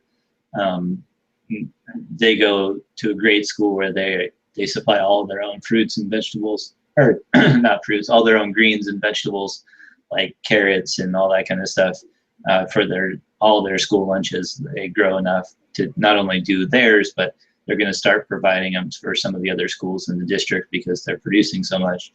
And they do a lot of composting and a lot of organic growing methods that are definitely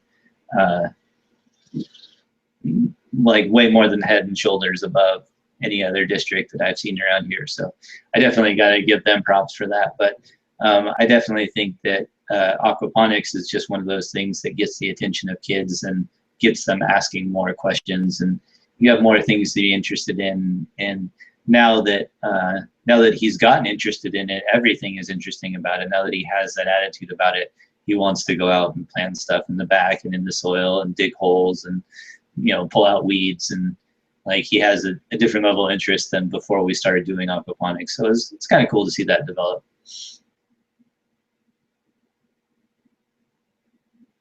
Learning biology, he's learning math, he's learning all these different skills, and he's not even thinking about it or thinking of it in that context. And that's the other fun thing, especially if you have kids that are struggling to learn math or struggling to read or struggling to whatever. If you can give them a short little thing to read that's about there's something they're really interested in really working, and maybe use that as an opportunity where they're not thinking about it, or not worried, or they're not intimidated about looking silly for not saying it right or whatever.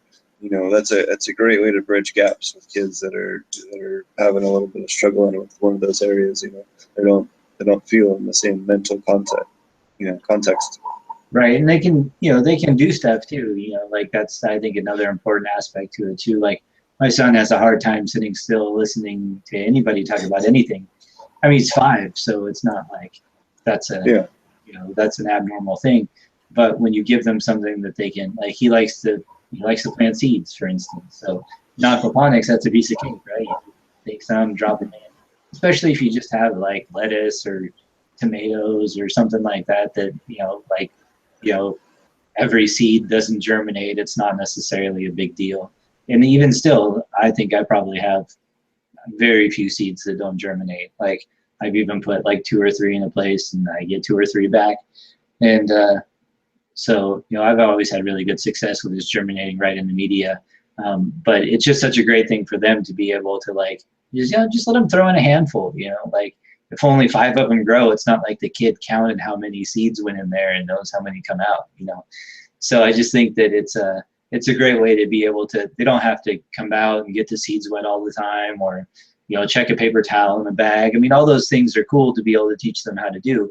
But it's nice to be able for him to be able to just throw some seeds in and say he planted some carrots, and then he comes back, the next day and says, "Oh, look, my carrots are growing." And to him, he feels like he's taking care of it. But it's slightly easier for the younger kids that maybe aren't going to necessarily to remember to keep their seeds wet all the time until they germinate and then transplant them. And then there's a lot of different steps, a lot of information to digest at each place for a young guy. So it's definitely helped him sort of like take smaller steps at a younger age, which I think is awesome.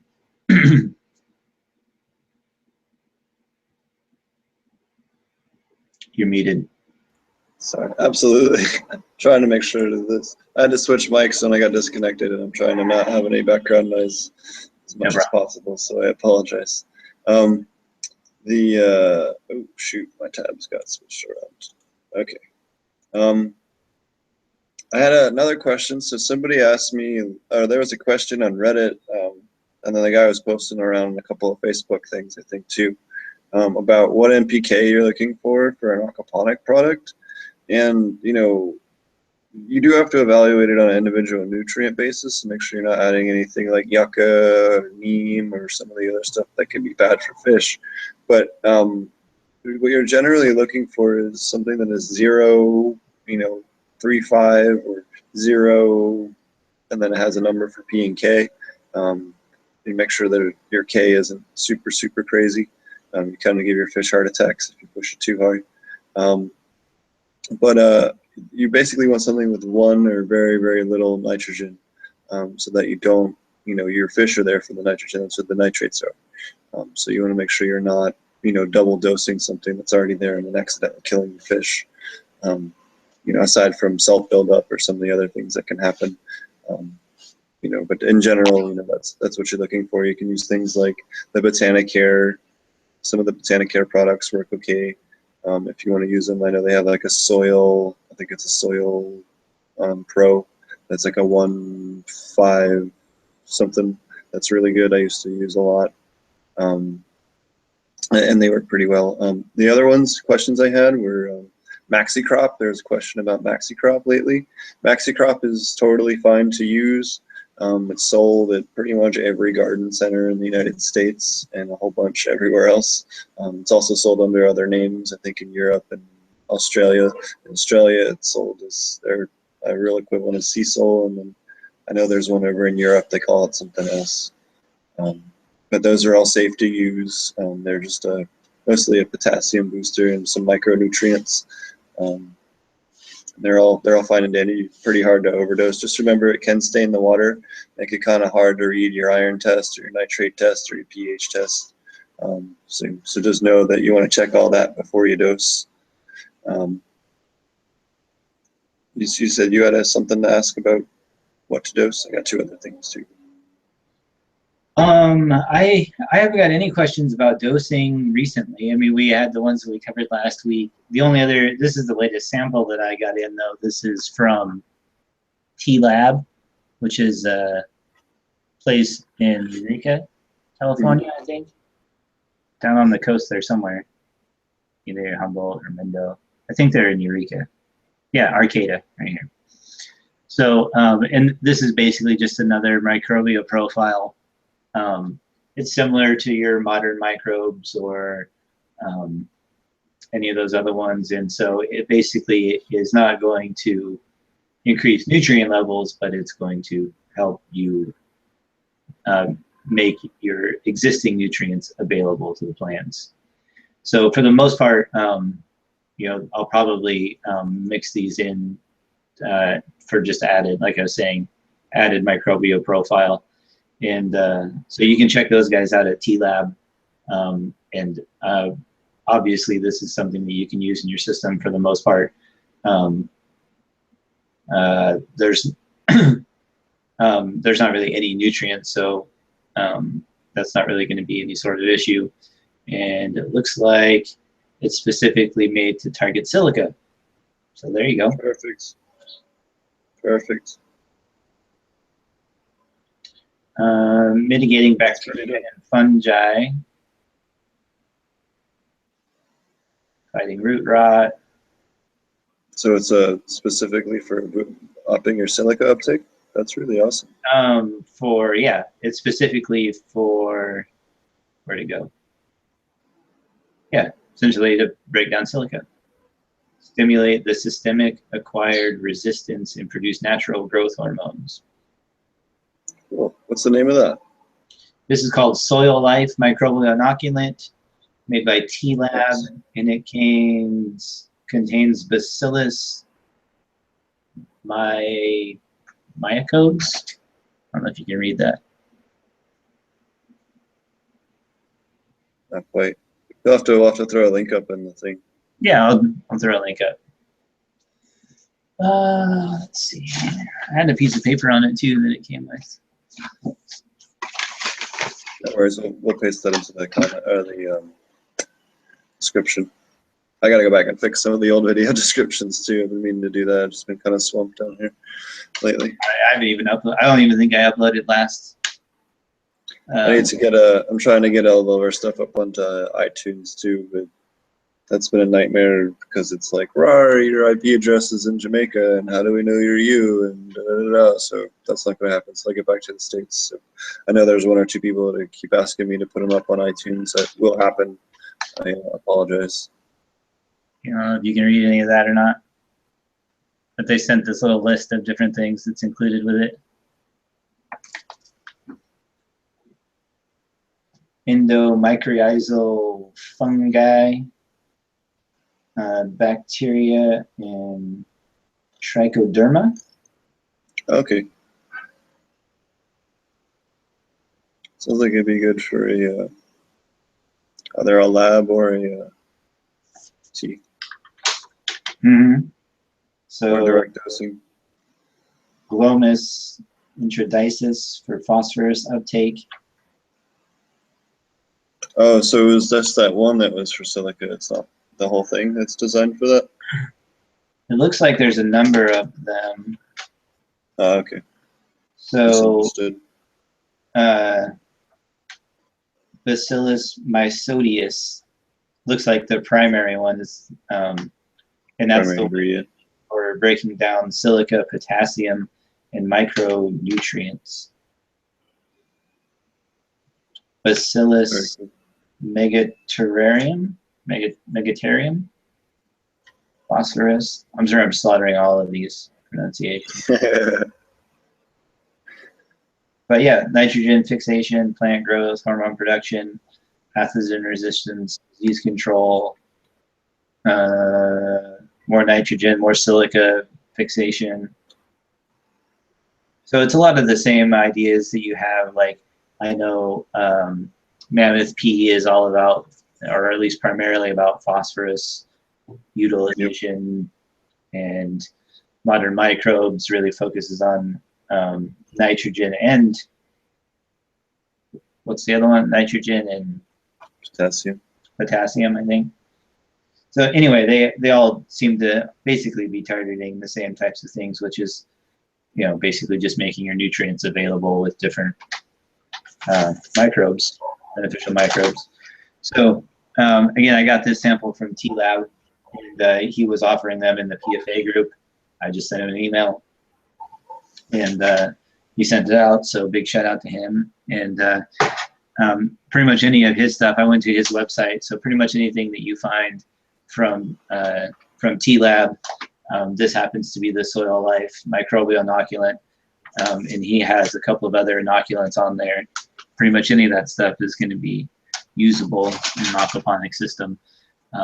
It's all just microbes. There's really not anything that's like that you're gonna dose your system with that's gonna like increase nutrient levels at all. Like you were talking about with maxi crop, obviously you put too much in, that's gonna affect your fish in a negative way at some point. But this stuff here, there's not. I don't think there's going to be anything that's going to pose any sort of major issue, and a lot of them will continue to live on, especially if you're doing dual root zone. You'll have that soil layer to be able to maintain a lot of that microbial life for an extended period of time. So the other two things, there's Boogie Brew, which John Resnick's been asking me for, or John Res, or yeah, he's okay. I just want to make sure I didn't accidentally say his name, that he didn't post on it. Yeah, on YouTube, John Resnick's been asking me for a couple of weeks. I forgot to do it a couple episodes ago, and I apologize. So we're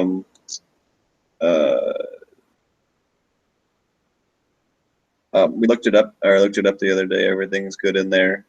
Just be mindful. It looks like you end up being a little bit acidic, so make sure that if you're dosing your pH isn't a huge difference from it, or make sure that you're putting it in the far end of the fish tank so that it's time to dissolve and not alter your pH overly much. But that was the only concern I really saw with that. I didn't see anything in there that looked like too much of a concern. It didn't have any yucca or anything like that. That can be a real easy killer. too much zinc sulfate sometimes can be another one. And then I had one other one. 1 second. I accidentally switched tabs again. The other one was Phosboost. Somebody asked me if Phosboost is usable. Phosboost is a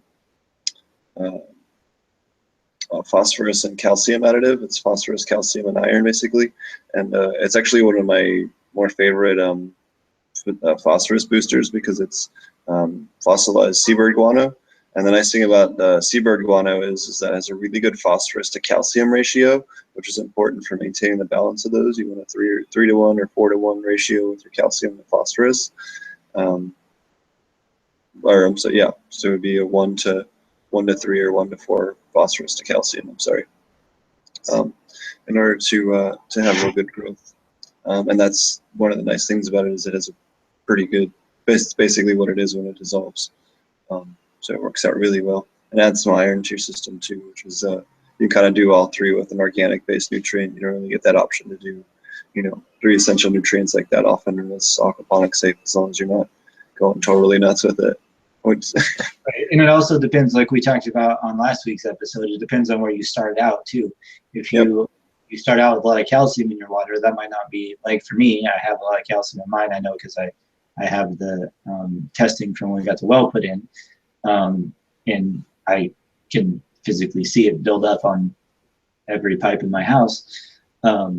But other than that, I know that I start out with a large amount of calcium in my system already, so I don't really want to put any into it unless I feel like I have an issue with it, which in like 4 years now of running aquaponics systems, I have yet to dose anything with calcium in it, nor have I needed to. Iron, definitely, for sure. But those are probably the two that I focus on more than anything, are probably iron and potassium. Those are probably the ones that I find having to dose most of the time. And, or I guess not necessarily dose, but those are the deficiencies that I see pop up first if I don't supplement. So that's definitely what so I've basically avoided anything that has to do with nitrogen or calcium, simply because I get nitrogen from the system, I get calcium from my water. So wherever you start out, just understand what you're putting in on top of that, or test it. I mean, that's obviously the other way to go about it too, is like, so understand what levels are safe and what ones aren't. And, don't go above that. But if you're starting out with a lot of calcium and then you dose evenly with calcium and phosphorus, then you're just going to keep your, your levels at different levels as opposed to getting them within an ideal range. I think we lost Steve again. So we have a couple of people watching. If anybody has any questions, go ahead and put them in the chat.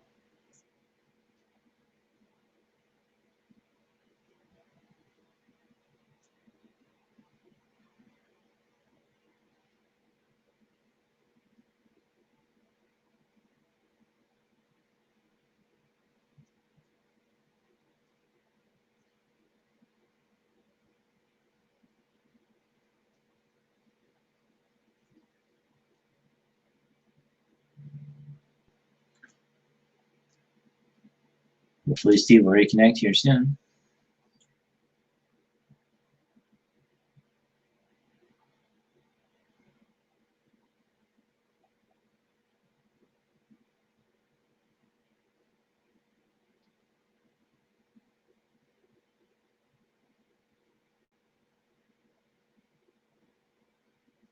Maybe we lost them all together.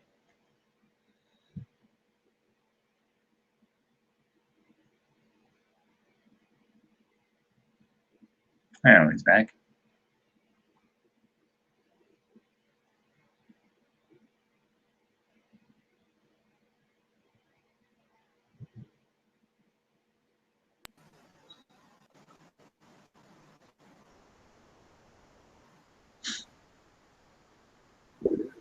All right. Sorry about that. Hey, there you are. That actually was a Chrome crash. That wasn't anything else with that. So I don't really know what happened there. Well, welcome back. But yeah, sorry about that. Let me pull up my spreadsheet again. Okay, where were we?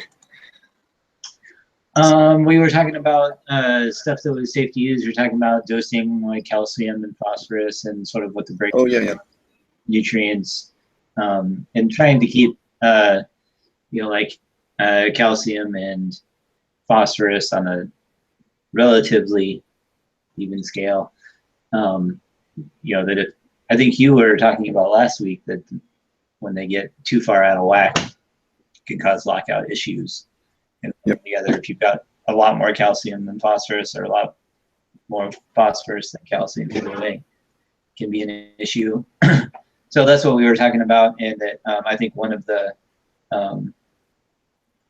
questions you had asked about one of them, it had both. It had both calcium and phosphorus in it. So knowing where you start out is important, so that you can dose from there. So if you start out at like a, let's say your system is producing some amount of nitrogen. So let's say you're at like 5.5, for instance. If you're starting out on an even keel, then that based on what you consume, you can kind of dose on an even keel, right? So you're pretty much even, and using those products that dose evenly can be an advantage. But if you're like me, or you're starting out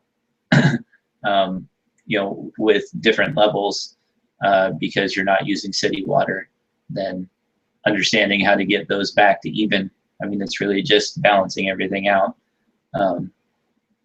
So I think it's important to note on any of this stuff that we say is safe to use.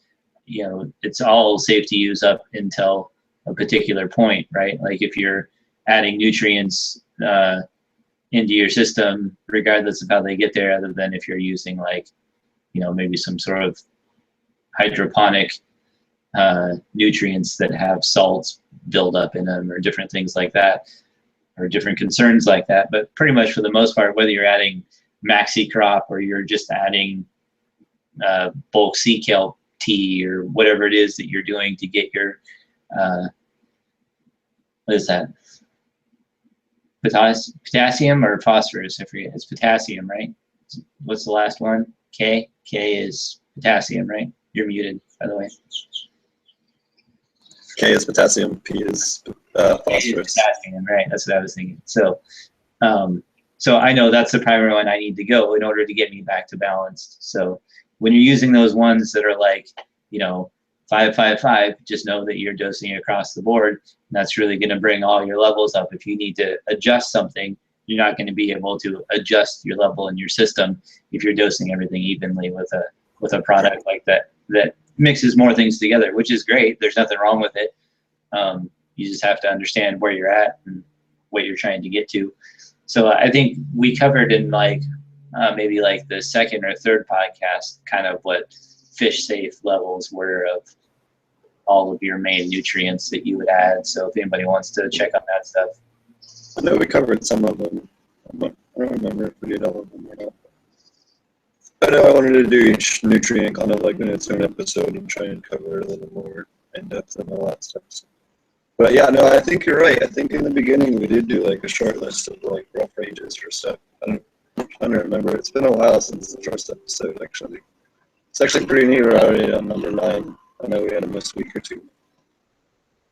Yeah, and I think that I think it was 2 or 3, maybe 4, somewhere in there. We went through and just kind of gave some ppm recommendations to not go over for the most part. And we talked about, because we were talking about the difference between flour and and veg. So that's kind of how we were talking about what the levels would be. Because really in veg, you don't necessarily need, you don't need large amounts of anything really to veg plants. But when you start getting into flours, when you start getting into heavier dosing, so obviously that, I think, is how the conversation came about. So we were talking about what the fish safe levels were, for your main water. So anybody who's looking for that stuff can go watch those earlier episodes to check that out. And then, like you're saying, maybe we can do, a specific episode around like phosphorus, potassium, calcium, nitrogen. So, obviously nitrogen for aquaponics growers, nitrogen is you know, as long as you have a healthy system, it's taken care of. You usually have more than you need. So that's usually not an issue. It's usually the last two, and then your macro nutrients that end up needing to be supplemented at some point in some fashion. And so for me, obviously I'm doing worm tea, and then just a couple of things that we had here. I have the Maxi Crop, which I think I've used like twice. But for the outdoor grow, I've used it quite a bit though, as both Maxi Crop and just I think what they just said was bulk kelp, which is not that much different than Maxi Crop. I know they go through and do a treatment on it of some kind. I haven't found out a lot about what it is that they do to it, but they remove the sodium from it. Your microphone was breaking up. I didn't understand you. Oh, they removed the sodium from it. I'm not 100% sure how they do it, but I think they dehydrate it and then flush it and then dehydrate it again or something like that. I'm not 100% sure how that works. Right. So I've used that extensively in teas for the outdoor garden, and like blood meal has been another one that I've used quite a bit just for like top dressing and watering in. So different types of raw supplements like that. And I've never dosed any of that stuff in the aquaponics system though. But the Maxi Crop I've used probably, I think I want to say like 2 or 3 times now. I used it in the last indoor grow. So I'll probably use some of it too as I get into heavy flower in the outdoor this year too. Just kind of boost it up, play with it a little bit, and yeah, seemed to work fine. I know a lot of other people use it, so I wasn't really concerned about that. I just dosed relatively low levels right in with my worm tea, just mixed it right in, and then let it sit for about 24 hours, bubble it up. I've used it as foliar spray. Seems to work pretty well. Maybe we could do an episode around that too. Different things like, you know, what things you have to do to make a foliar spray effective, because obviously it's absorbing directly into the plant as opposed to through the roots. And you know, there's a couple of things that at least that I learned in research that you can do through aerated teas that or foliar sprays, aerated teas, that kind of stuff might be a good thing. Different things that you can supplement in that way. Like I know a lot of people ask about Epsom salt. I get that question like once a week, I guess. And I know we talked about it in at least 2 or 3 different episodes from that. So, oh yeah, a question over here in the chat. Sorry, my thing crashed. The Baron of San Diego. What's up, man? Specifically reading for GRZ aquaponics.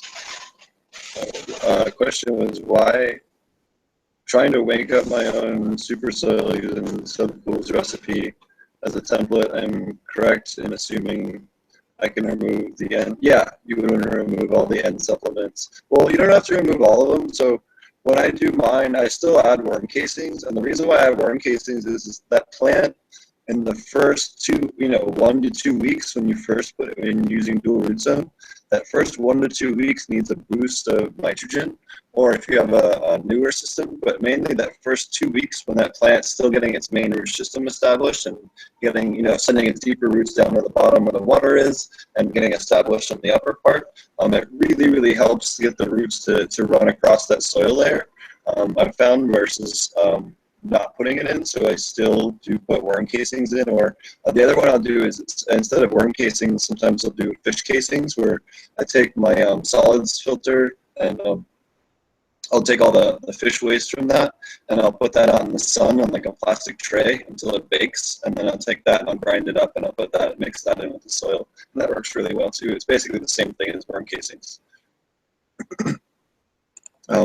But yeah, so you want to definitely cut back your nitrogen to about 1/4 of what you would otherwise in your recipe. Yeah, I wouldn't put, other than castings like you were saying, or casing. Yeah. I would definitely remove anything nitrogen related, because you're just not going to need it. And just build up in your system can become an issue relatively quickly. So I wouldn't have any of that. And then next question. As long as your DO, so he had a question about if dosing MaxiCrop plus iron, he says it's causing cloudiness, which he's attributing to bacterial bloom. And he's wondering if that can hurt the DO levels. If you have really good aeration, you have, 2 to 4 air stones. Well, anything above like 200 gallons, you need to have 4 air stones in that thing. And, you can't over aerate that fish tank. Just making sure that you have real good aeration there, and you're not going to have a problem. As long as worst case scenario, the fish can go hang out by the air stones if you really overdosed it much. But as long as you have plenty of air stones directly in your fish tank, you shouldn't have much of an issue with at least the bacterial bloom. It's mostly algae blooms that you have to worry about with the DO levels, and those are really easy to prevent if you keep a shade cloth over your fish tank that allows it to breathe still, so you don't end up with like a sealed in situation. Just covering up all your exposed water to light with the shade cloth helps quite a bit. I suppose if you dosed a lot of MaxiCrop, you might see some tinting to your water, like especially if it's really getting out of your sump, which is fine, for it to clog up your sump or change the color of it. And like you were saying, it's fine for the plants, but for the fish, I don't think I would be overly concerned about it unless, like you were saying, it was pretty extreme, I think, before it caused an issue. What do you think? I don't even remember. I know we talked about it, but I think we talked about the max ppms on that was like, did we say like 120 or something like that? For which one? Well, if he's adding MaxiCrop, that's potassium. Yeah. You can push your potassium as high as 200 without killing the fish or anything like that. You were breaking up there. I can hear you. You can push your potassium like past 200 without harming the fish. I know there's a guy in Colorado. He posts on Reddit under the name Sysco, SYSCO, I think, or something like that, on Reddit or Reddit. He posts in Aquaponic Chronic too, and he dumps a ton of potash into his system, way more than I've seen anyone else. And he's got a tilapia in there, and I'm sure he's running close to 300 or 400 ppms of potassium with how much he's dosing. So wow. that tilapia is living just fine. So I've never pushed it much up. I think the highest I've pushed is maybe 160, 180, maybe flirting with 200. The highest I've seen anyone else do it is about 280, and their fish were still alive. I don't know if I'd be comfortable keeping them that high, but you don't really need to push it much past like 180, 200 anyway. I'm sure it depends a lot on how much you value your fish too. Like, yeah, I really don't give a crap about them or how fast they grow. If you're doing like if you're trying to grow up catfish to sell to eat or something like that, then or even just to eat them yourself, if you're concerned about growth rates and things like that, I'm definitely not the person to ask about that. I don't. Honestly, my fish are ornamental for the most part, fertilizer machines.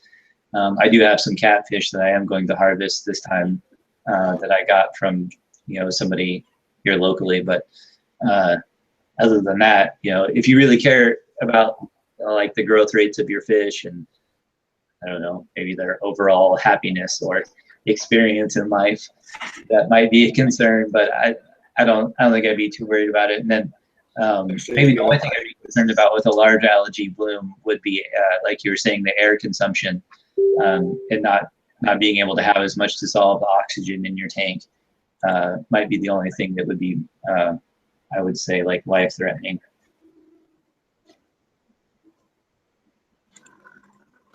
So we have a giveaway from last week too. We'll do KDAC 247.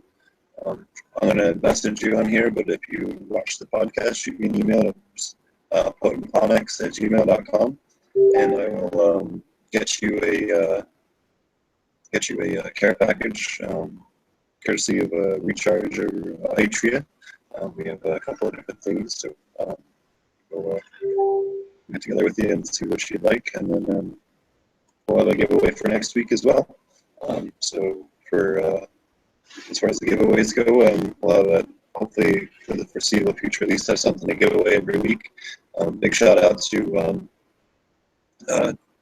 realgrowers.com giving us some recharge to give out, and be sure to check them out. And shout out to Atria Aquaponics for giving us some aquaponic nutrients to give out as well. Big thank you to both of them for allowing us to do that and giving us some stuff to give away. And a shout out to Kita Life as well. We're working on a project for y'all that we'll hopefully be able to reveal here in a little bit. Y'all will really like it. But they've been a big sponsor of the show, and they're going to be, when I get back to Colorado, they have a whole bunch of goodies for us to give away, which is basically what I'm getting at. So I have some stuff to give away from them when I get back to Colorado. There's another company I have to give away some stuff from. I forget what the name of it is. It's a pesticide company. It's kind of an organic pesticide company. I'll make sure I plug them again when I get back home. They were kind enough to send me some stuff while I've been away. So we'll have some more giveaways when I get back to the States here in June. And trying to see what else we had on here. I think that's most everything for this week. Did you have anything? Oh, the other thing I wanted to add is I posted some more videos of aquaponic, or not even aquaponic, just a ganja farm up in the hills. I posted some flower videos, and a bundle of about 4 pounds. It looks all nice and neat. I have a sensibilia from the mountains. And, I don't know. So it looks about 4 pounds, allegedly, and might be much later. You know, it might just be 2 ounces. Sometimes the camera can be deceiving. You know how that works. Camera adds 10 pounds, right? Camera adds 10 pounds to every little piece of weed that's on the camera, as we all know. Especially on yeah. But yeah, so I'll have some more videos of some other grows down here, both aquaponic and non-aquaponic for you guys before I leave, if everything goes as planned. And yeah, definitely be sure to, if you, I guess we'll start to roil up here unless you have anything else. No, I think that's it for right now. I'll have, you know, like I said, hopefully, actually, I think that's what I'm just getting those texts about is I think my lumber's going to be here in the next 15 minutes or so. So hopefully I'll be, next week I'll have some more videos and stuff up. We can talk about the outdoor will be set up and kind of check that out. And yeah, other than that, that's pretty much going to be, thanks for the Baron of San Diego over here for tuning in live. I always appreciate live questions. So thanks for that. Hopefully we'll see. Who was the other guy that was in here before? I don't remember his name. I think Brian. The other person. I'm not sure. We had a couple people. Anyway. My thing went away when I reloaded. But yeah. So the what was the other? Let's do a shout out to that Oregon group that's putting a lot of efforts together too. Oh yeah, so the Oregon, it's Right to Grow USA is the name of the group. It's on Facebook. So Right to Grow -USA. Sandy Diesel, I think is how you say her name. I'm probably slaughtering that too. Who knows? Sandy and Scotty have done a lot of work to be able to raise a lawsuit against Jackson County that has also been duplicated into other ones. So yeah, it's really been great to have them on our side and get the lawsuit filed. And basically, we just had a local election here, and one of the main council members that was causing us problems got replaced.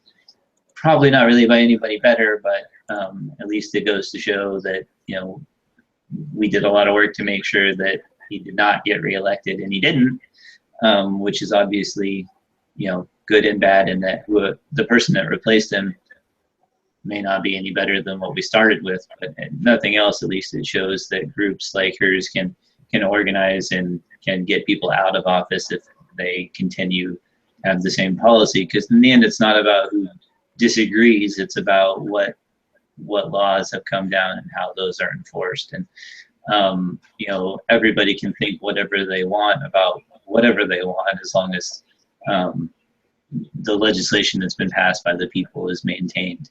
So you can have your own personal opinion about how medical marijuana is a farce or whatever else, as long as you know, don't use that interpretation to replace the intention of a bill that was put out by the state.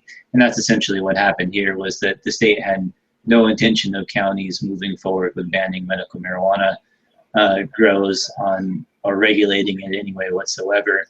And personal opinion and desire has gotten to the point where they were able to interpret it in a way that allowed them to do what they wanted.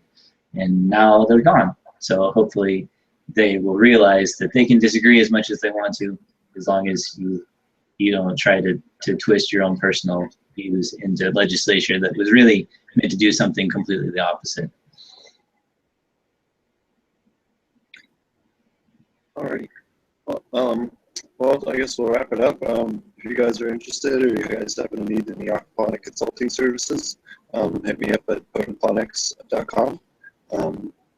Otherwise, try not to plug that too much. And then check out my channel over at Ponics on YouTube. And you can email me at potentponics@gmail.com. Yeah, that's about it. All right, guys, check me out on AP Meds on there, the Aquaponic Cannabis Growers Group on Facebook. You can look us up there also. And yeah, see you guys next week. Hopefully we'll have some more content for you, and maybe we'll pick a nutrient profile to go through. Like maybe we'll start with phosphorus or something like that. Yeah, I'll try to start that up and get that all broken down. That'll be a little easier for me too once I get back to the States, because it'll have a little more time to do my computer stuff rather than running around like a maniac.